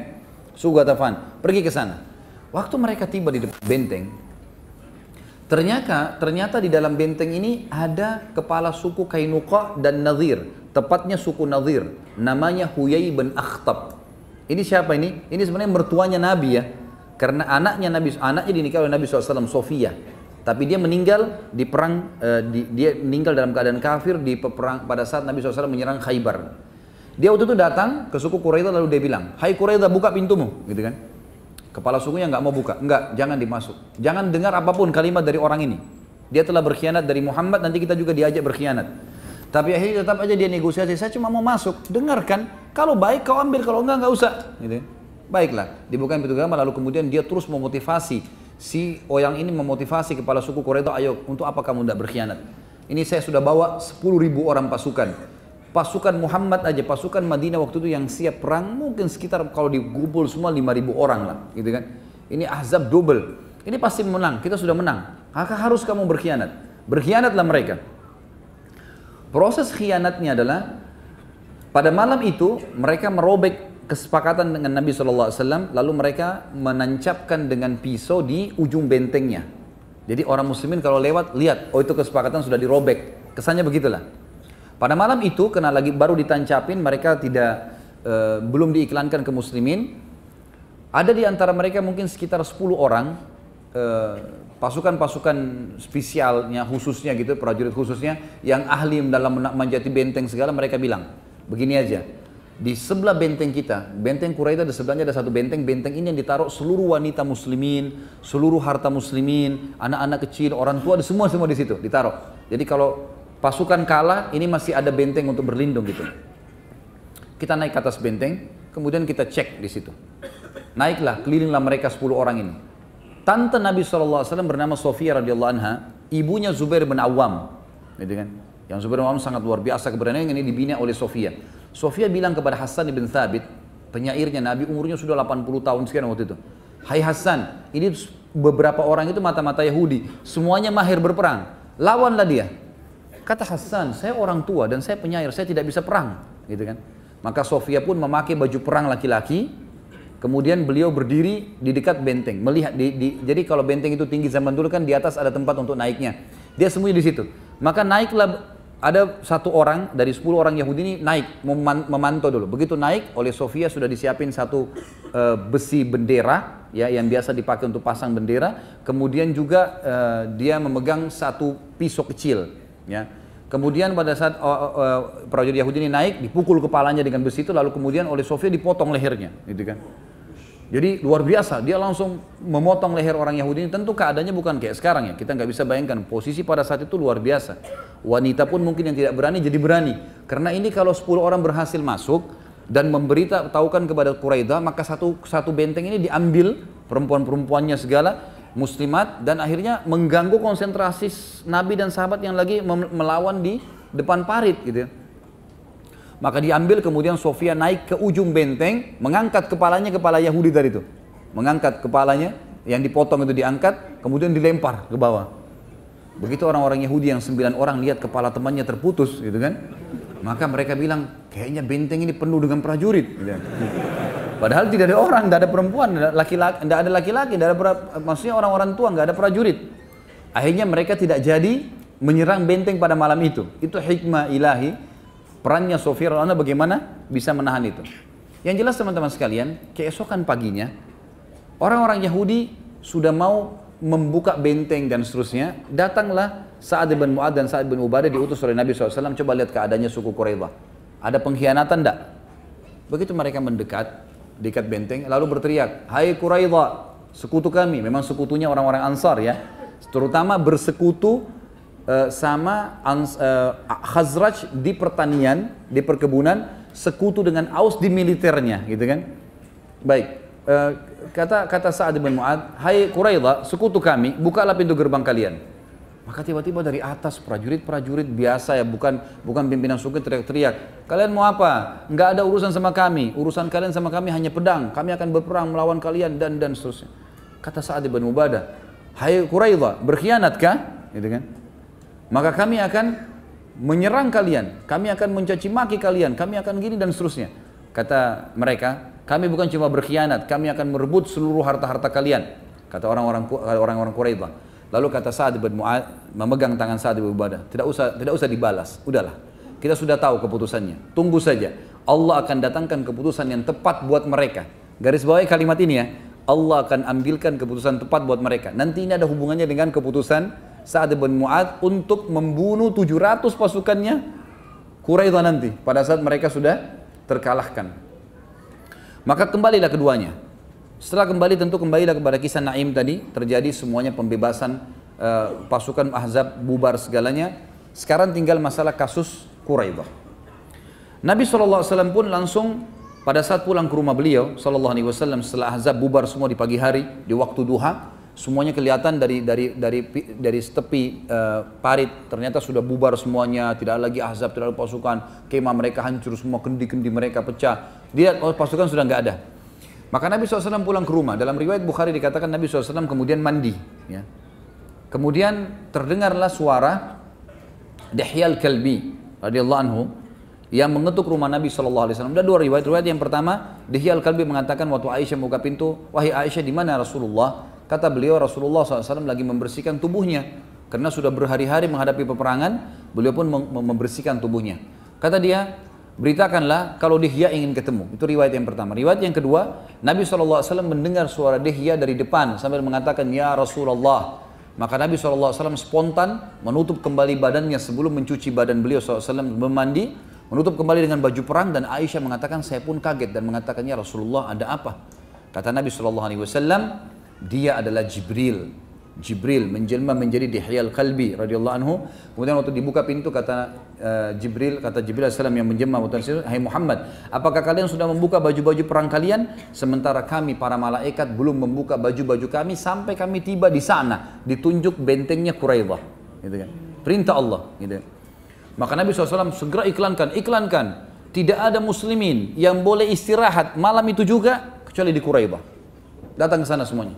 Pagi itu tidak ada yang boleh istirahat kecuali semuanya di Quraidah. Semuanya pergi ke sana. Nabi SAW jalan sampai kata para sahabat, kami pun melihat Nabi SAW bergegas dengan cepat menuju ke sana, gitu kan.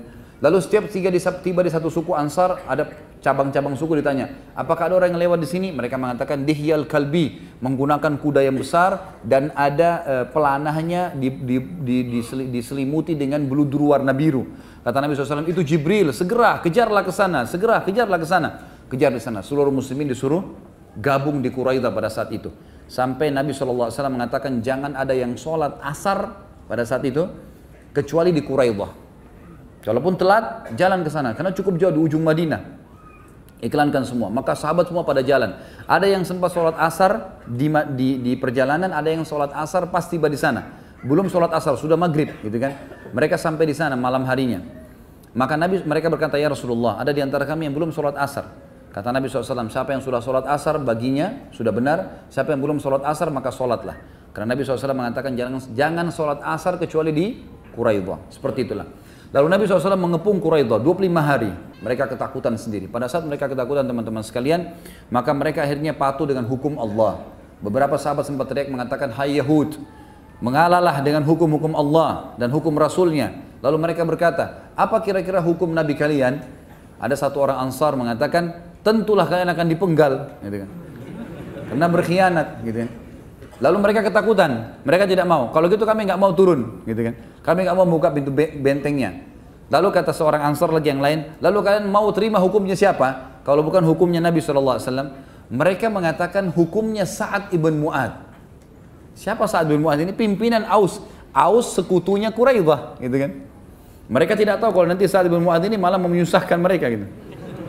Kami mau turun tapi bukan pada hukum Muhammad, hukumnya Sa'ad ibn Mu'ad. Baiklah. Kata Nabi SAW, panggil Sa'ad bin Mu'ad. Waktu itu, perlu juga kita ketahui, tadi ada yang belum saya ceritakan teman-teman. Waktu pasukan Ahzab lagi menjatuhkan tanah-tanah di pinggir parit tadi, muslimin memanahi dengan panah, melempar dengan tombak, juga ada di antara mereka yang memanahi muslimin. Nah, salah satu panah Quraisy sempat kena di daerah lengan sebelah kanan, ya, sebelah kanannya Sa'ad bin Mu'ad. Jadi, dia pakai baju perang, tapi baju besi itu cuma setengah saja. Ada biasanya orang pakai utuh sampai di tangan, ini enggak, punyanya dia sampai setengah. Sampai Aisyah mengatakan, aku sempat melihat Sa'ad bin Mu'ad lewat di depan rumahnya Nabi SAW. Kemudian di sisi kanannya, tangannya tidak dilapisi dengan besi, dan aku khawatir kalau itu akan mencederainya. Ternyata memang anak panah Quraisy ada yang meleset dan kena di tangan kanannya Sa'ad bin Mu'ad, lalu mengeluarkan darah yang sangat banyak. Karena letihnya Sa'ad bin Mu'ad, waktu itu sangat letih karena pendarahan yang banyak, Nabi SAW suruh membuat kemah di dekat masjid Nabi SAW, lalu khusus untuk istirahatnya Sa'ad di situ. Jadi Sa'ad tidak usah ikut ke Quraidah, gitu kan. Tapi waktu orang-orang Quraidah minta Sa'ad yang memberi hukum, Nabi SAW kirim, coba panggil Sa'ad, bisa nggak dia datang? Maka Sa'ad datang, waktu dipanggil, Nabi SAW memanggil anda. Dia bilang, baiklah, saya datang kalau Rasulullah yang panggil. Beliau dikatakan dalam riwayat ditidurkan di atas keledainya, itu dalam kondisi lemah sekali, gitu kan. Sampai tiba di sana, maka Nabi SAW berkata, berdirilah untuk tuan kalian. Maka para orang-orang Ansar pun berdiri dan Muhajirin pun juga berdiri. Waktu melihat Sa'ad datang dan melewati sukunya, suku Ash'al namanya, karena ini sekutu orang-orang Quraidah, kata mereka, wahai Sa'ad, mereka adalah sekutu kita, maafkanlah, ya, karena keputusan di tangannya dia nih. Maafkanlah, gitu kan, atau ringankanlah hukumannya karena mereka sudah mengalah. Maka kata Sa'ad pada saat itu tidak bicara apa-apa, beliau tetap jalan sampai tiba di hadapan Nabi SAW dan semua depan kaumnya. Lalu dia mengucapkan kalimat, nanti terakhir baru difahamin.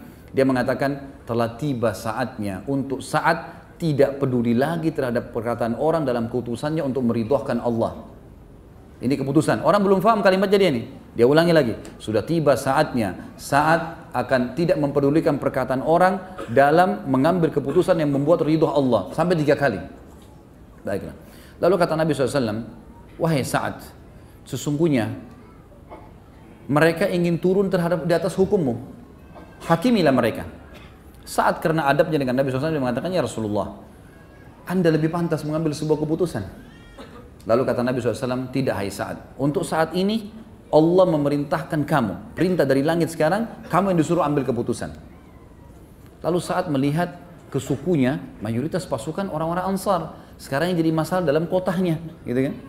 Maka dia bilang, dia tahu ada beberapa orang-orang sukunya ini yang mungkin partner bisnis sama orang-orang Yahudi Quraidah ini, nanti mereka berat dan segalanya. Dia bilang, ya Rasulullah, saya ingin tanya satu hal dulu.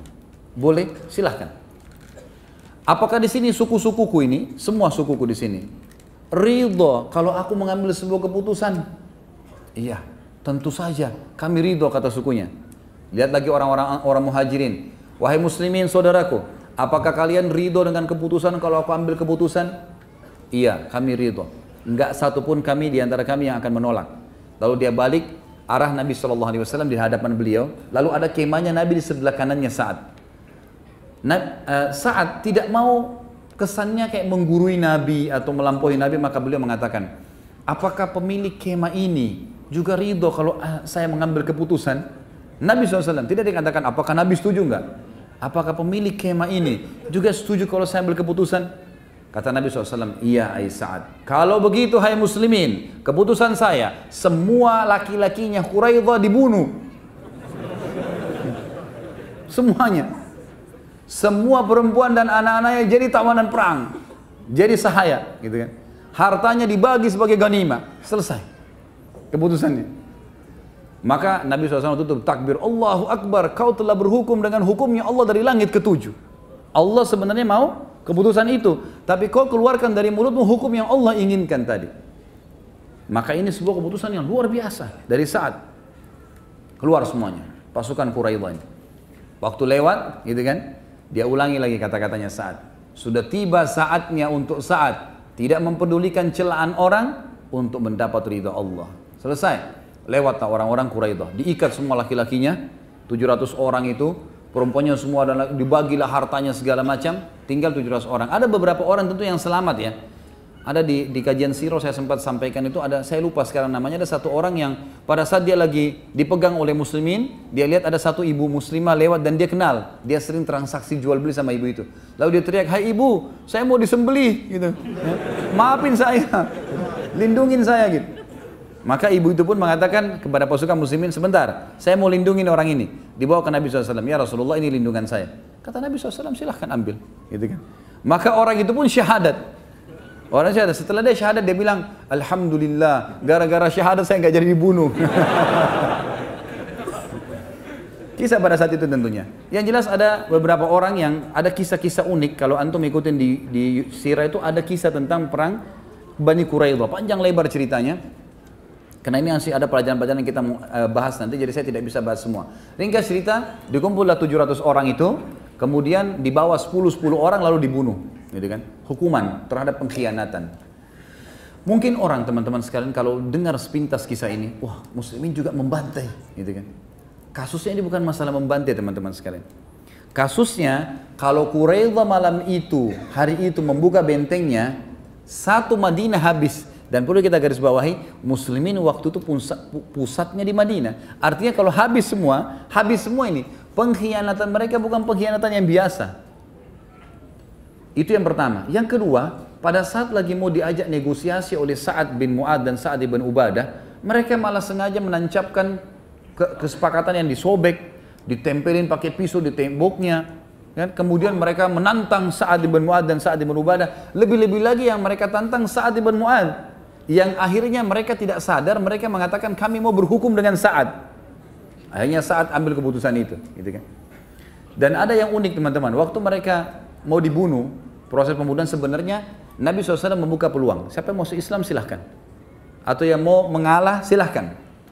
Nah dia mengalah dan berarti kata, ya sudahlah saya minta maaf, saya begini, berikan saya keamanan. Nabi SAW maafkan, ada beberapa orang yang Nabi SAW maafkan. Tapi yang memang membangkang, nggak mau, mereka anggap mereka mati syahid. Orang-orang Yahudi ini anggap kalau dibunuh oleh muslimin mati syahid masuk surga, gitu kan. Sampai ada di antara mereka, waktu itu Nabi ada satu sahabat melindungi satu orang. Sinilah, saya lindungi kamu.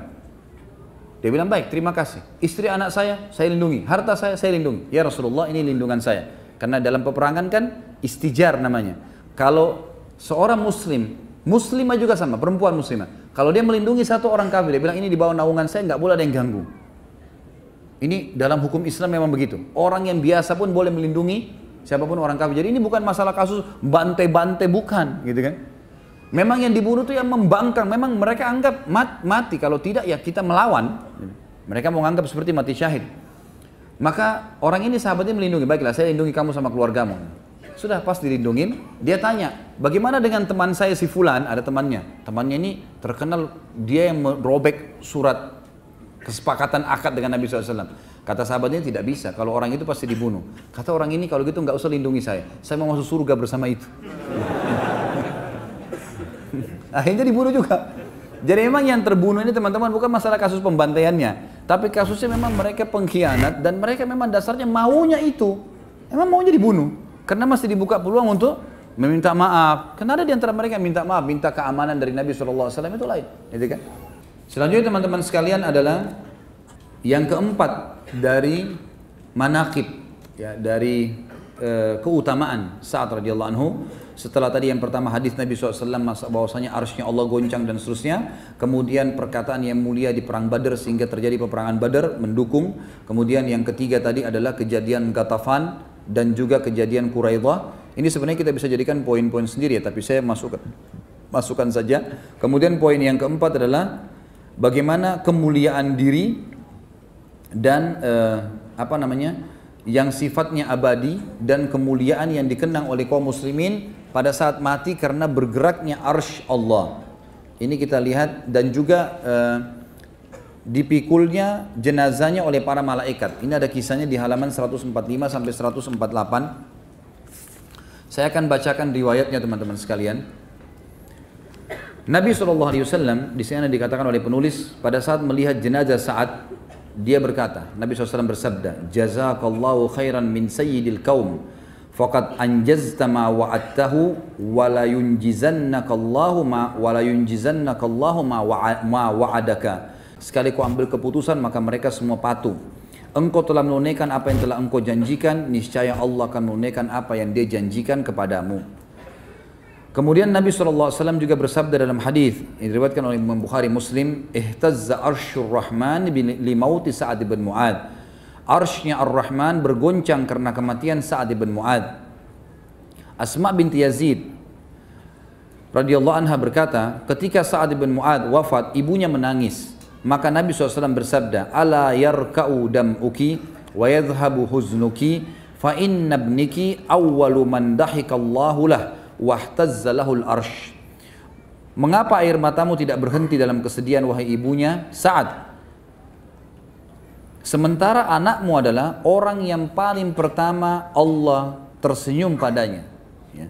Dan juga arsy-Nya Allah bergoncang karena meninggalnya. Al-Haythami menyebutkan dalam Majma' dan juga At-Tabarani dan rawi-rawinya semuanya sahih, dan Al-Hakim juga Adz-Dzahabi mensahihkannya. Ulama lain juga berkata yang dimaksud dengan bergoncang arsy-Nya Allah adalah bergoncangnya para pemikulnya dari kalangan malaikat dan malaikat-malaikat lain. Di sini mudhaf atau kata yang disandarkan tidak disebutkan yaitu malaikat pemikul arsy, tetapi memang ini pendapat di antara ulama yang mengatakan. Yang lain juga berkata yang dimaksud dengan bergoncang sini adalah kebahagiaan dan penerimaan, di antaranya perkataan orang-orang Arab yang berkata fulanun yahtazzu lil makarimi. Fulan bergerak karena kemuliaannya. Bukan berarti badannya yang bergoyang atau bergerak, tetapi maksud mereka adalah ketenangan fulan kepadanya dan kecenderungan kepadanya. Dan ini pendapat-pendapat ulama. Al-Harbi juga berkata, ini adalah bahasa kinayah atau kiasan yang mengungkapkan luar biasanya kematian Sa'ad. Orang-orang Arab biasa menisbatkan sesuatu yang besar kepada sesuatu yang paling besar, sehingga mereka berkata, bumi menjadi gelap ketika kematian fulan, dan kiamatnya sudah tiba. Maksudnya orang Arab biasa berbicara begitu, kalau ada orang punya kedudukan yang besar, maka mereka mengatakan bumi jadi gelap dengan matinya orang ini, atau seakan-akan kiamat sudah terjadi, ya karena dianggap orang ini punya kedudukan. Ini juga bisa berarti maknanya. Imam Az-Zahabi berkata rahimahullah, arsy adalah makhluk yang ditundukkan. Jika Allah menghendakinya untuk bergoncang, maka ia bergoncang dengan kehendak Allah.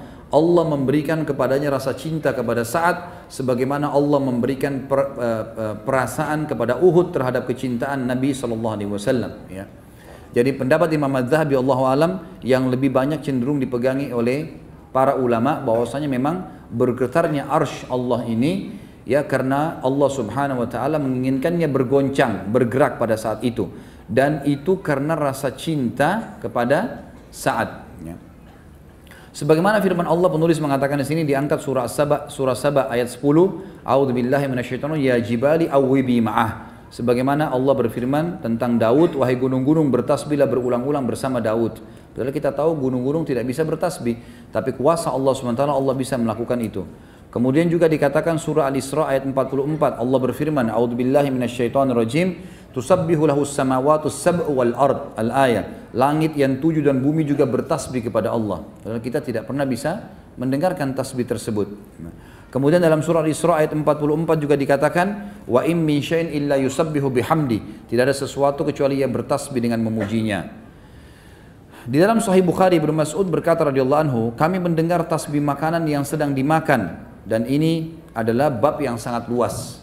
Dalam arti kata teman-teman sekalian, kita hanya mau menekankan bahwasanya memang kalimat daripada bergetar arsy-nya Allah ini tidak ada satupun perkataan di sini dari para ulama yang mengatakan Allahnya yang bergetar, gitu kan?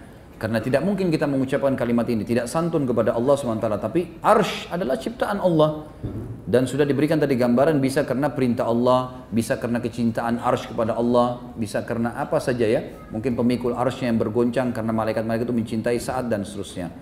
Dan dalam satu riwayat Ibnu Umar meriwayatkan, dinisbatkan kepada Nabi SAW, dikatakan Nabi SAW bersabda, ihtazzal arsyu li hubbi liqa'illahi Sa'ad.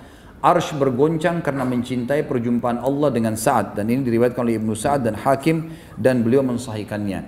Dan Allah alam, kesimpulan dari semua apa yang disampaikan ini, yang lebih kuat adalah pendapat yang dipegangi oleh para ulama yang terakhir sekali, bahwasanya dikatakan arsy-nya Allah bergoncang karena mencintai, karena Allah mencintai menjumpai Sa'ad radhiyallahu anhu. Baik, ini adalah kejadian manaqib. Kemudian juga manaqib yang lain, yang kelima adalah masalah hadirnya malaikat pada saat dia meninggal untuk mengurus jenazahnya dan memikul jenazahnya. Disebutkan dari Mahmud bin Labib radhiyallahu anhu, beliau berkata, ketika tulang lengan Sa'ad terkena anak panah, lalu dia sakit karenanya, tadi lengan kanannya, maka mereka membawanya kepada seorang wanita yang bernama Rufaidah, yang biasa mengobati luka. Jika Nabi SAW melewati Sa'ad, beliau menyapanya, mengatakan, bagaimana keadaanmu sore ini, bagaimana keadaanmu pagi ini? Maka Sa'ad menjawab, sampai tiba satu malam di mana kaumnya memindahkannya dan sakitnya semakin parah, maka kaum Sa'ad pun membawanya ke Bani Abdil Ash'al di perkampungan mereka. Rasulullah SAW datang menjenguk Sa'ad, lalu dikatakan kepada beliau, kaumnya telah membawanya pulang. Maksudnya Nabi kunjungi dia di masjid, di kemah dekat masjid, tapi ternyata sudah nggak ada, dibawa pulang ke kaumnya. Lalu Nabi SAW berangkat dan kami mengikuti beliau, kata Mahmud ibn Labib, beliau pun berjalan dengan cepat sampai tali sendal kami terputus karena cepatnya Nabi SAW berjalan. Jadi pada saat sudah diangkat dari kemahnya di dekat masjid, dibawa ke rumahnya di perkampungannya, Nabi SAW segera mengejar ke sana. Ada alasannya kenapa dikejar nih. Dan Nabi SAW buru-buru sampai para sahabat karena mengejar Nabi SAW, sendal-sendal mereka terputus. Hal ini disampaikan oleh para sahabat kepada Nabi SAW, maka beliau bersabda, ya Rasulullah, kenapa anda buru-buru begini? Kenapa sampai begini, sampai sendal-sendal pada putus, debu-debu pada berterbangan? Maka kata Nabi SAW, inni akhafu an tasbiqana ilaihil malaikatu fatagsiluhu kama gasalat handala. Aku khawatir para malaikat mendahului kita memandikannya sebagaimana mereka memandikan Handala. Dan ini hadis sahih ya. Ini menandakan teman-teman sekalian, pada saat itu Nabi SAW sudah tahu kalau saat begitu tiba di sukunya sudah meninggal dunia. Dan Nabi SAW buru-buru, kenapa? karena beliau ingin memandikan jenazahnya Sa'ad ibn Mu'adz. Dan beliau berkata, saya khawatir jangan sampai kalau kita telat tiba di sana malah malaikat yang mengurus jenazahnya. Di dalam sabda Nabi SAW yang lain dikatakan bahwasanya kami bertanya, kata para sahabat, kami bertanya, wahai Rasulullah, kami tidak membawa seorang mayit yang paling ringan dibandingkan dia, si Sa'ad ini. Maka kata Nabi SAW, ma yamna'uhu an yakhiffa wa qad habata minal malaikati kada wa kada lam yahbitu qattun qabla yaumihim qad hamaluhu ma'akum. Bagaimana tidak ringan jenazahnya? Jadi waktu sahabat angkat itu kayak ringan sekali. Sebagian athar menyebutkan seperti jenazah itu kalau mau dipindahkan ke tangan yang lain seperti sebuah kapas, ya, yang sangat ringan sehingga mudah pindah di pundak-pundak para sahabat. Mereka bertanya, Rasulullah, kami belum pernah mengangkat jenazah. Bagaimana kalau jenazah kemudian seperti kapas, sangat ringan, gitu kan? Seperti ini, kata Nabi SAW, bagaimana tidak ringan, sedangkan para malaikat dengan jumlah sekian dan sekian telah turun. Mereka tidak turun sebelum hari ini, mereka memikul Sa'ad bersama kalian. Dan ini bisa dilihat pun nomor 16, riwayatkan Ibnu Sa'd dan dihasankan oleh Arnaut, ya, dalam Asy-Syiar. Ada riwayat lain menyebutkan juga bahwasanya Nabi SAW bersabda, Hadal abdus salih alladhi taharraka lahul arsh wa futihat abwabus sama wa syahidahu sab'una alfan minal malaika lam yanzilu ilal ardi qabla dhalik laqad damma dammatan thumma ufrija anhu. Ya, ini diriwayatkan oleh An-Nasai dalam Kitabul Janaiz dan juga disahihkan oleh Albani dalam Sahihul Jami'. Kata Nabi SAW waktu nunjuk jenazahnya Sa'ad, ini adalah hamba saleh di mana arsh bergetar karenanya. Pintu-pintu langit dibuka untuk menerima ruhnya. 70.000 malaikat menghadiri jenazahnya. Mereka tidak turun ke bumi sebelum ini. Kuburnya menghimpit lalu dilapangkan untuknya. Jadi ini menandakan memang hadirnya 70.000 malaikat yang mengurus jenazah Sa'ad radhiyallahu anhu. Tadi ada riwayat dari disebutkan tentu Handalah. Kalau teman-teman masih ingat riwayat Handalah kan, di salah satu peperangan Handalah ini baru menikah, kemudian dia menikah malam hari, dia belum berhubungan biologis sama pasangannya kecuali habis subuh. Habis sholat subuh di masjid bersama Nabi SAW, kemudian dia pun kembali dan menggauli istrinya, ya layaknya suami istri. Baru selesai berhubungan, dia belum sempat mandi junub, tiba-tiba ada kubandan perang, jihad. Maka Handalah pun ikut, belum sempat mandi junub. Pada saat dia masuk di medan perang, dia terbunuh oleh musuh. Lalu Nabi SAW pada saat melihat jenazah Handalah lalu sempat mengalihkan wajah beliau. Lalu para sahabat mengatakan, kenapa ya Rasulullah? Kata Nabi SAW, saya melihat malaikat memandikannya. Ada riwayat lain mengatakan, saya melihat istrinya dari bidadari menjemputnya. Jadi dia karena belum dimandikan, maka dimandikan oleh malaikat. Ini sebuah kemuliaan tentunya. Disebutkan tentang Sa'ad radhiyallahu anhu, dan beliau adalah pimpinan kita, ya, salah satu pimpinan sahabat ridwanullahi alaihim yang mulia. Allah SAW, laqad tadayaqa ala hadzal abdi salih qabruhu hatta farrajahu Allah an. Sesungguhnya kuburnya hamba saleh ini waktu saat sudah dikuburkan menyempit hingga Allah melapangkannya untuknya. Artinya memang kuburan saat saja terhimpit seperti itu, apalagi kuburan kita. Tapi tidak sampai merusak jasad orang-orang beriman. Ini dimaksud dengan kalimat tadi. Imam Az-Zahabi coba menukil kepada kita tentang masalah sempitnya kuburan Sa'ad di sini bukan termasuk azab kubur, sama sekali bukan. Tapi ia adalah sesuatu yang dirasakan oleh seorang mukmin sebagaimana dia merasakan sakitnya kehilangan anak dan kawan akrabnya di dunia, sebagaimana dia merasakan rasa sakit dari penyakitnya, rasa sakit ketika ruhnya keluar dari jasadnya, rasa sakit ketika dia diuji dan ditanya dalam kuburan, rasa sakit karena tangisan keluarganya atasnya, rasa sakit pada saat dia bangkit dari kuburnya, rasa sakit pada saat dia keluar berdiri menyaksikan ketakutan di padang mahsyar, rasa sakit ketika melewati api neraka dan sepertinya. Maksudnya tidak harus sakit fisik, ya. Jadi di sini dimaksud himpitan adalah bukan azab kubur, tetapi sesuatu yang dirasakan oleh seorang mukmin yang alami, sebagaimana dia rasakan banyak hal-hal dalam kehidupan dia. Ini bukan berarti sudah ada siksaan karena peringatan dari Allah, sama dengan kasus tadi Sa'ad. Bukan berarti dikatakan kuburannya menghimpit berarti dia akan berarti siksaan kubur, tidak. Tapi dia adalah sebuah peringatan bahwasanya semua orang akan dihimpit oleh kuburannya, tapi orang mukmin tidak akan sampai rusak jasadnya.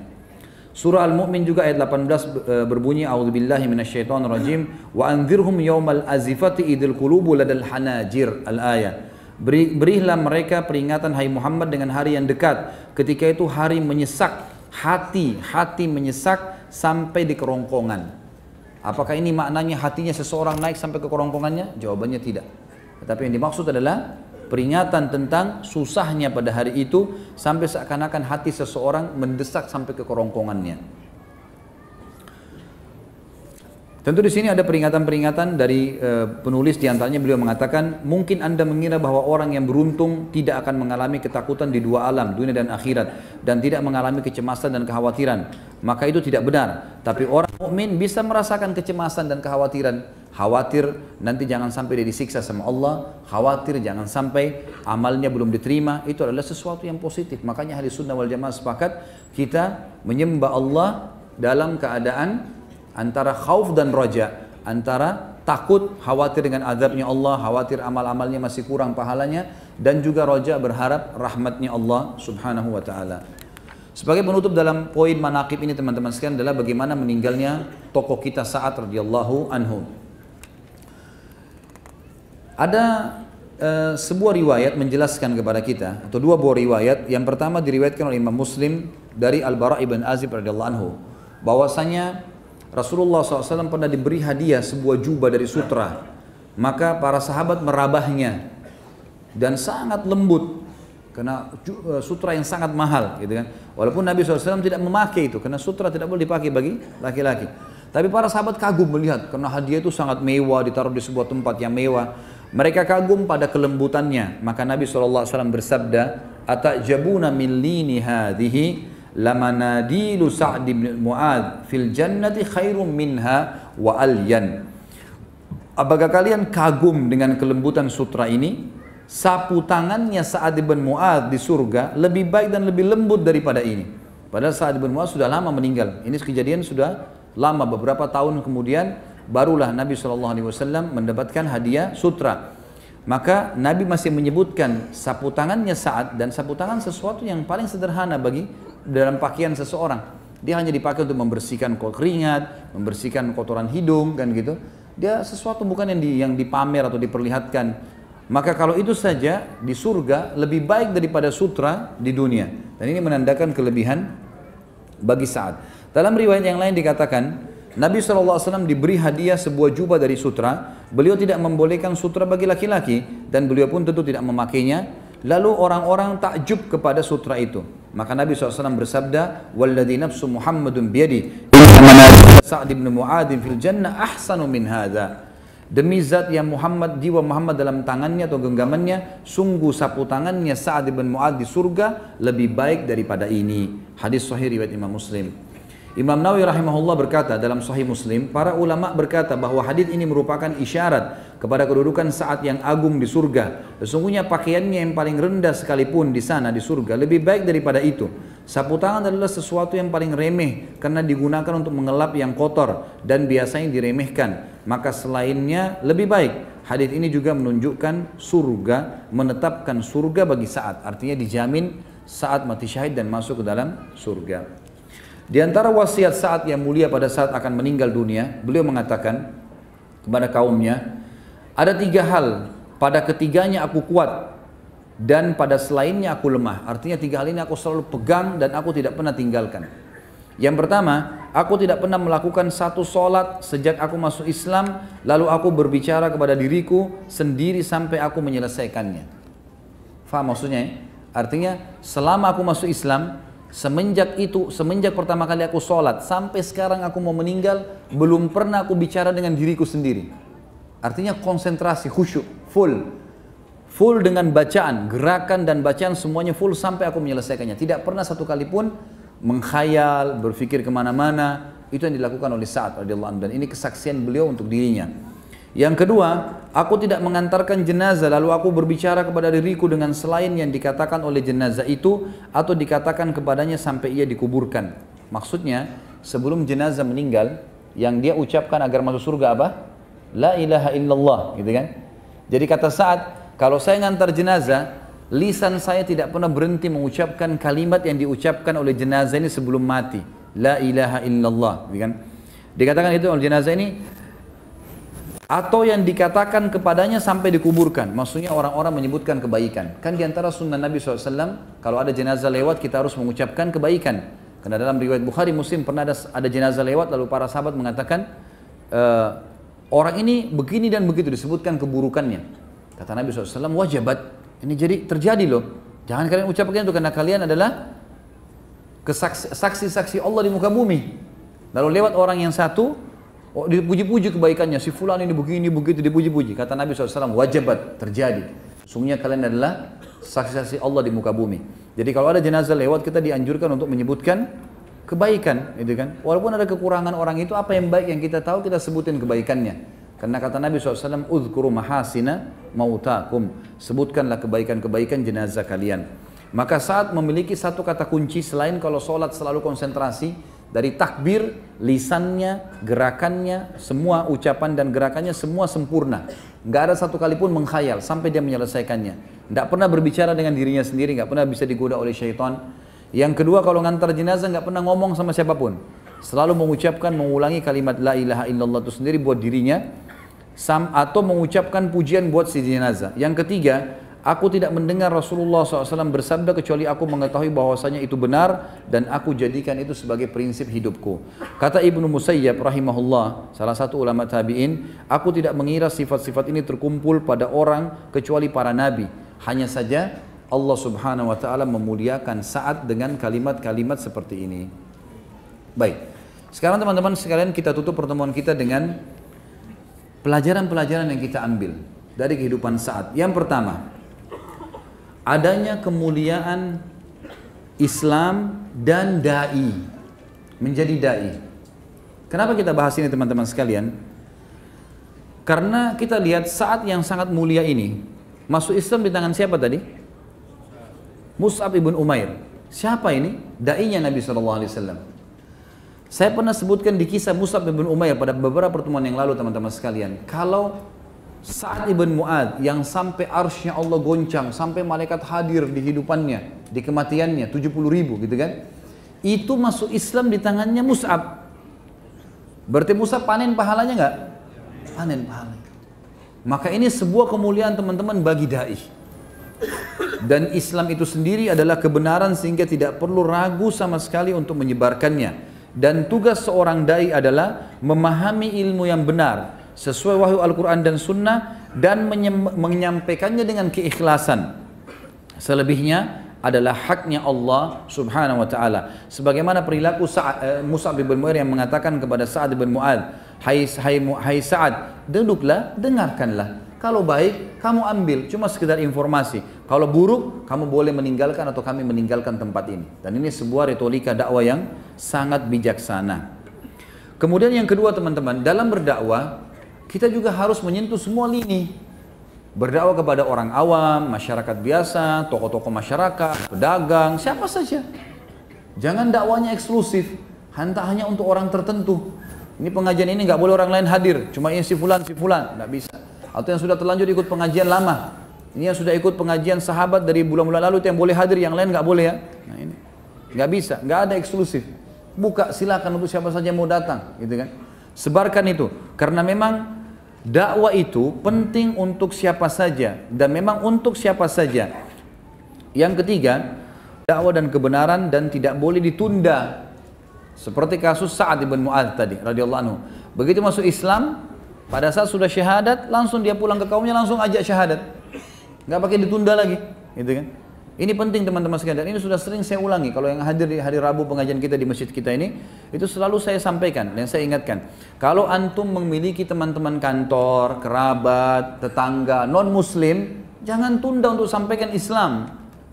Jangan tunda. Datangin baik-baik, sudah salaman, sudah kenalan, mungkin berikan sedikit hadiah. Kemudian baru kita tawarkan, bagaimana pendapat bapak? Kalau perempuan mungkin akhwat kita sana, bagaimana pendapat ibu tentang Islam? Kami muslimin, apa pendapatnya? Tanya. Lagi di pesawat, lagi di kereta api, lagi di bus, ada orang di sebelah kita. Tentu ini saya sarankan sesama jenis. Ya. Kalau lawan jenis nanti malah terbuka fitnah. Kita bicara sama-sama jenis, lalu kemudian tanya. Yang pertanyaan pertama cuma satu, bagaimana pendapat Anda tentang Islam? Gimana pendapatnya selama tentang Islam? Biarkan dia menyampaikan semuanya apa yang dia ketahui. Mau buruk, mau baik, dengarin aja. Kalau setelah dia ceritakan buruk dan baiknya, kemudian baru kita menjelaskan apa yang kita ketahui tentang Islam. Tugas kita cuma menyampaikan. Orang semua teman-teman yang masuk Islam itu, kalau kita dengar kisahnya 90% sesuatu yang tidak masuk di akal kita. Karena dengar azan merinding, karena melihat muslimin, karena mendengar qul huwallahu ahad, yang saya rasa antum sudah dengar dari kecil, gitu kan? Tapi ini luar biasa bagaimana mereka bisa masuk Islam, dan ini penting. Dan akhirnya saat memanen pahala seluruh sukunya karena masuk Islam, setelah dia masuk Islam dan menyebarkan dakwah. Yang keempat teman-teman, pelajaran adalah perlunya seseorang itu kokoh di atas kebenaran dan Islam, serta sangat yakin dengan janji Allah dan Rasulnya. Teman-teman sekalian, antum hadir di masjid ini yang Masya Allah jumlahnya sampai sekian banyak. Ini jangan dijadikan sebagai, sering saya bilang, jangan cuma testimoni, saya mau tes aja deh dengar ceramah, atau cuma seremoni ngerame-ramein dengan teman-teman saya aja, enggak. Datang ke lakukan sebuah perbuatan teman-teman dengan sebuah target, harus ada target, apa yang saya dapatkan, gitu kan. Dan selalu kalau majelis ilmu itu kita buka diri kita untuk mengambil yang positif, ada yang negatif jangan diambil, tapi kalau yang positif silahkan ambil, gitu kan. Jadikan sebagai pegangan, apalagi kalau semuanya Masya Allah kebaikan, kenapa nggak diambil? Dan itu perlu, kita harus tahu teman-teman sekalian, yakin. Dan bukan cuma itu, kalau kita sudah yakin tentang kisah Sa'ad dan kisah sahabat-sahabat Nabi yang lain yang sudah kita jelaskan, penyampaian-penyampaian tentang hukum-hukum syar'i yang kita sudah yakin dengan dalilnya teman-teman sekalian, itu tinggal dipraktikin. Demi Allah tinggal tunggu mati kita bersama-sama dengan mereka. Ingat, para sahabat teman-teman kalau mau meninggal seseorang di antara mereka, itu mereka datang satu sama yang lain. Dan mereka saling berkata apa? Berita gembira buat kamu. Temannya mau mati, dia bilang berita gembira buat kamu. Kita kadang-kadang kalau orang sudah mau mati, kesian ya. Apalah kita bilang, gitu kan. Kalau mereka enggak, berita gembira buat kamu. Kenapa berita gembira? Mereka bilang apa? Sebentar lagi kau akan menemui semua hasil perbuatanmu yang baik-baik. Kamu akan masuk, kamu akan bertemu dengan Rasulullah SAW, kamu akan bertemu dengan sahabat-sahabatnya dan orang-orang soleh, dan kau akan masuk ke surga yang dijanjikan. Apa maksudnya kalimat ini teman-teman? Mereka memotivasi temannya yang mau mati, ini janji Allah semua benar. Kamu mati ini, kamu dahului kami mendapatkan itu semua. Cuma sabar sampai mati teman-teman. Kehidupan kita sebenarnya orang mukmin bukan di sini, di sana, di akhirat. Kehidupan abadi. Selanjutnya teman-teman sekalian, yang kelima adalah bagaimana cintanya para sahabat terhadap kematian dan rindunya mereka terhadap kematian tersebut, terutama bila dikumandangkan jihad oleh Nabi SAW. Dan kita bisa melihat bagaimana perkataan Sa'ad pada saat mengatakan wajabat, ya sungguh telah benar ya Rasulullah, waktu Nabi mengatakan semoga Allah merahmatimu. Sa'ad juga sempat berkata dalam perkataannya pada saat dia kena anak panah, dia mengatakan, ya Allah, kalau seandainya setelah hari ini masih ada upaya Quraisy menyerang Nabi Muhammad SAW, maka hidupkan saya. Kalau setelah hari ini masih ada upaya Quraisy seperti perang Ahzab, karena perang Quraidah itu masih dekat sekali dengan Ahzab, gitu kan? Beberapa hari saja. Kalau masih terjadi penyerangan Quraisy, ya Allah panjangkan umur saya karena aku akan membela nabimu.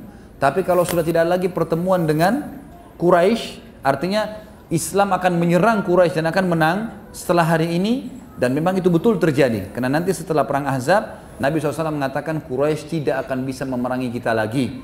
Mulai hari ini kita akan memerangi mereka, gitu kan, sampai pembebasan kota Mekah. Kata Sa'ad, ya Allah, matikanlah saya setelah engkau memberikan penyejuk mataku terhadap suku Quraidah.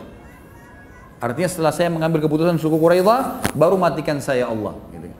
Maka Allah Subhanahu Wa Taala pun menerima perkataan atau permintaan Sa'ad. Tapi bagaimana mereka menghadapi kematian dengan sangat tenang ya. Saya menceritakan bagaimana akhir hidup mereka, selalu cerita matinya. Seperti Abu Bakar waktu mau meninggal, beliau tinggal menulis wasiat, menyuruh Utsman, hai Utsman tulislah, gitu kan. Sampai akhirnya namanya Umar yang ditulis. Lalu Abu Bakar dengan sangat gembira pada saat itu, sudahlah, saya sudah memilihkan yang terbaik buat umat ini, lalu kemudian beliau meninggal dengan sangat tenang. Abu Bakar sudah masuk surga. Umar juga begitu pada saat mau meninggal. Beliau waktu mau meninggal, beliau mengatakan, mintalah izin kepada Aisyah Ummul Mukminin supaya saya bisa dikubur bersama Nabi SAW dan Abu Bakar. Kalau diizinkan alhamdulillah, kalau tidak, kalau saya mati hari ini, kuburkan saya di kuburannya muslimin. Lalu kemudian beliau meninggal juga pada hari itu. Dan kematiannya begitu saja orang beriman. Sudah yakin dengan apa yang Allah janjikan, nggak ada keraguan, nggak ada ketakutan, gitu kan? Karena sudah pasti semua, nggak boleh ada keraguan dalam masalah ini teman-teman sekalian. membedakan tingkat keimanan seorang mukmin di keyakinannya. Makanya Abdullah bin Mas'ud berkata, kami nggak bisa menyaingi, kami berbuat ibadah yang dibuat oleh Abu Bakar. Sholat, kami sholat, puasa, kami puasa, jihad, kami jihad, semuanya kami kerjakan. Tapi kami tidak bisa menyaingi Abu Bakar di keyakinannya. Gak bisa sama sekali. Luar biasa keyakinannya. Allah Rasulnya mengatakan A, A, B, B, janji pasti.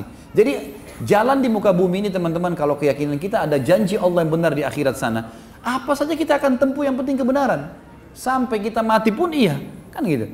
Itu yang membuat mereka semangat dalam menghadapi jihad, membela agama. Gak ada urusannya. Kalau ajal saya mati, mau diranjang atau mau di medan perang, tetap akan mati, gitu kan. Maka tinggal isi dengan hal-hal yang apa yang Allah ridhai dan kita akan panen di sana. Ini semua janji pasti.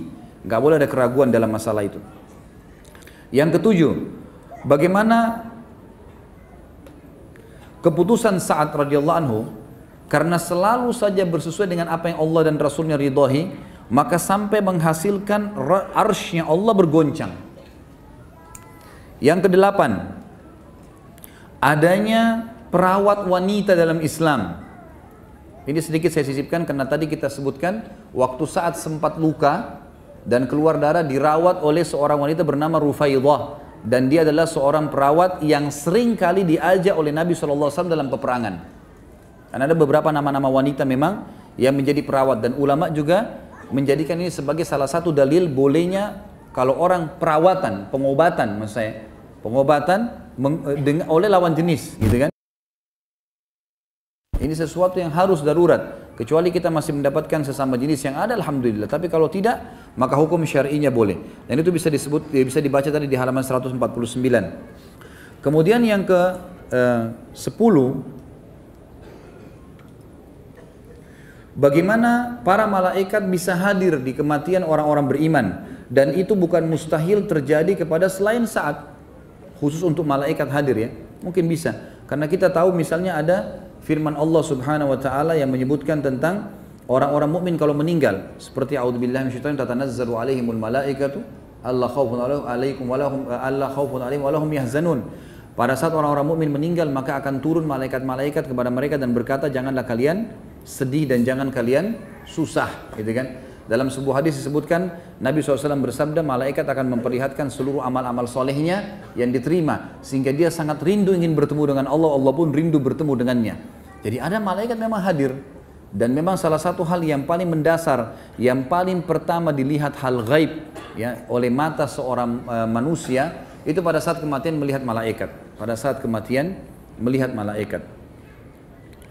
Kemudian juga Nabi SAW telah memberikan kesaksian tentang kesolehan Sa'ad ibn Mu'adz yang semestinya kitanya ini tidak ragu dalam mencontohi kehidupannya, dan ini adalah sebuah pelajaran juga yang tidak boleh dilewatkan oleh seorang yang beriman, sehingga mereka tinggal mengikuti saja bagaimana mengikuti langkah-langkah Sa'ad dalam kehidupannya dengan membaca sejarahnya tentu kalau kita sekarang, serta juga adanya jaminan surga bagi Sa'ad. Karena Nabi SAW mengatakan tentang sapu tangannya, bahwasanya sapu tangan Sa'ad di surga lebih baik daripada sutra ini. Dan ini Imam Nawawi mengatakan berarti memang Sa'ad mendapatkan jaminan surga. Allahu a'lam. Ini semua pelajaran-pelajaran teman-teman sekalian yang bisa kita ambil dari tokoh kita Sa'ad bin Mu'adz. Semoga Allah Subhanahu wa taala menjadikan kita mudah untuk mencontohi beliau, dan juga menjadikan kita orang-orang yang selalu mencontohi para sahabat ridwanullahi alaihim yang merupakan pendamping Nabi sallallahu alaihi wasallam, dan pastilah mereka adalah orang-orang pilihan Allah. Sebagaimana Nabi sallallahu alaihi wasallam mengatakan, sungguhnya Allah telah menjaga ajaranku dengan menjaga para sahabatku ridwanullahi alaihim. Fadhal kalau ada pertanyaan. Waalaikumsalam warahmatullahi wabarakatuh. Saya mau bertanya tentang sahabiat. Adakah sahabat yang bernama Khawla binti Azur, wanita berjubah hitam yang ikut berperang bersama Rasulullah SAW, dan Nila binti Al-Farafisa, istri Uthman bin Affan yang berani membela Uthman dengan pedang dari kaum kafir? Saya sangat penasaran karena sepanjang saya mengikuti tausiah, sirah nabawiyah dan sirah sahabat, tidak pernah mendengar nama ini, tapi nama ini saya dengar dari teman saya. Saya tidak pernah tahu, tentang ini saya tidak pernah tahu. Kalau disebutkan masalah ciri jubahnya atau memang membela Uthman bin Affan, ini saya tidak tahu. Insya Allah mudah-mudahan ya, saya coba cek nanti, kemudian saya akan kasih jawaban kalau tidak ada halangan di kisah sahabat yang ke-17 nanti insya Allah, atau ke-18. Sejauh mana kedekatan Sa'ad radhiyallahu anhu dengan Rasulullah sallallahu alaihi wasallam? Bagaimana kisah perkenalan dan persahabatan Sa'ad dengan Rasulullah sallallahu alaihi wasallam? Tadi sudah kita singgung ya. Secara umum ulama mengatakan Sa'ad tentu sangat dekat dengan Nabi sallallahu alaihi wasallam dan juga dia selalu menghadiri majelis ilmunya, selalu menghadiri peperangannya, dan Sa'ad termasuk menghadiri semua peperangan Nabi sallallahu alaihi wasallam, termasuk yang terakhir adalah Quraidah. Yang terakhir adalah Quraidah. Dan itu tandanya beliau adalah seorang sahabat. Kalau apakah ada perilaku khusus ini, tidak pernah ada penyebutan. Allah alam, saya tidak tahu kalau ada penyebutan khusus. Jika segitu hebatnya arsy bergoncang karena meninggalnya Sa'ad, bagaimana ketika Rasulullah SAW meninggal? Tidak ada penyampaian kepada kita. Tentu kita tercukupkan dengan dalil, ikhwan dan akhwat sekalian. Ya. Kalau Sa'ad saja begitu, apalagi Rasulullah SAW. Ya. Itu sudah sulit untuk digambarkan, tapi Nabi SAW tidak pernah menyampaikan kepada kita, kalau saya meninggal nanti arsy-nya Allah akan goncang. Karena penyampaian bahwasanya arsy-nya Allah goncang itu penyampaian dari Jibril alaihissalam. Dalam sebuah riwayat yang sahih, pada saat sudah dibawa pulang oleh kaumnya, pulang ke sukunya, maka Jibril pun datang kepada Nabi SAW dan mengatakan, hai Muhammad, sungguhnya Sa'ad telah meninggal, Sa'ad telah wafat, dan arsy-nya Allah bergoncang untuknya, serta dihadiri oleh para malaikat. Penyampaian dari Jibril alaihissalam. Tentu saja kita tidak memungkiri kalau Nabi SAW lebih mulia, gitu kan? Lebih mulia. Dan kita sedang berbicara orang yang di bawah Nabi SAW. Kita bicara tentang sahabat, mereka di bawah para nabi tentunya. Saya pernah jelaskan di awal bahasan kita tentang para sahabat, kita sedang membahas tokoh-tokoh sahabat dan mereka di bawah para nabi-nabi. Dan saya harap teman-teman doakan, insya Allah mudah-mudahan saya mampu, Allah SWT mudahkan, saya akan membahas 25 nabi dan rasul sebagai pelengkap bahasan kita insya Allah. Jadi nanti kita akan bahas 25 nabi dan rasul dari Nabi Adam sampai Muhammad alaihissalam. Kita akan bahas panjang lebar juga seperti kita bahas para sahabat ini dengan tablik akbar tentunya. Jadi insya Allah akan melengkapi. Nanti setelah selesai buku tentang sahabat ini 4 jilid, kita akan masuk ke kisah sahabiat nanti. Apakah ada riwayat yang menyebutkan tentang ciri-ciri fisik dari sahabat Sa'ad bin Mu'adz? Iya ada. Saya tadi betul tidak menyampaikan itu. Jadi Sa'ad bin Mu'adz terkenal orangnya tinggi besar, berwarna putih, dan berpostur tubuh kekar. Memang sangat kekar. Sampai kata Aisyah radhiyallahu anha, saya pernah berjalan dan saya mendengarkan suara telapak kaki yang sangat kuat, gitu kan, kokoh di belakang saya. Ternyata saya balik, saya menemukan dia adalah Sa'ad bin Mu'adz pada saat perang Ahzab. Dia lagi jalan, dan pada saat itulah Aisyah mengatakan, saya melihat di sisi kanannya ada yang ya terbuka. Maka pada saat itu pun anak panah kena, ya. Saya takut nanti anak panah kena ke tangan beliau radhiyallahu anhu. Dan alhamdulillah ala kulli hal, Allah sudah mudahkan kita membahas sahabat yang mulia ini, dan kita berdoa kepada Allah Subhanahu wa taala semoga semua amal yang pernah kita kerjakan diterima olehnya, dan semoga semua dosa yang pernah kita kerjakan sekecil dan sebesar apapun juga dimaafkan dan diganti menjadi pahala. Semoga semua sisa umur kita ke depan diberkahi di keluarga, di harta, di ilmu, dan puncaknya kita akan masuk ke dalam surga Firdaus tanpa hisab. Dan kita selalu doakan saudara kita di Palestina, di Syria, di Yaman, di Irak, di Myanmar, di Ahsa, dimanapun mereka berada dan tertindas, semoga Allah ikhlaskan mereka, niat mereka, terima para syuhada mereka, muliakan Islam di tangan mereka dan tangan kita semua, dan semoga Allah partisipasikan kita bersama mereka di pahala, baik dengan doa dan harta juga dengan jiwa kita. Dan kita memohon kepada Allah dengan kemakmurannya agar menjadikan negara kita ini negara yang Islam, negara yang mengikuti hukum-hukum dan syariatnya, diberikan pemimpin yang adil dan kaum muslimin dan mukminin yang kuat imannya, dan juga menjadi contoh bagi negara-negara Islam yang lain. Dan terakhir teman-teman sekalian, semoga Allah menyatukan kita semua di surga Firdausnya tanpa hisab. Semuanya satukan kita di majlis ilmu yang mulia ini. Kalau benar dari Allah, kalau salah dari saya mohon dimaafkan. Subhanakallahumma bihamdika asyhadu an la ilaha illallah wa barakatuh.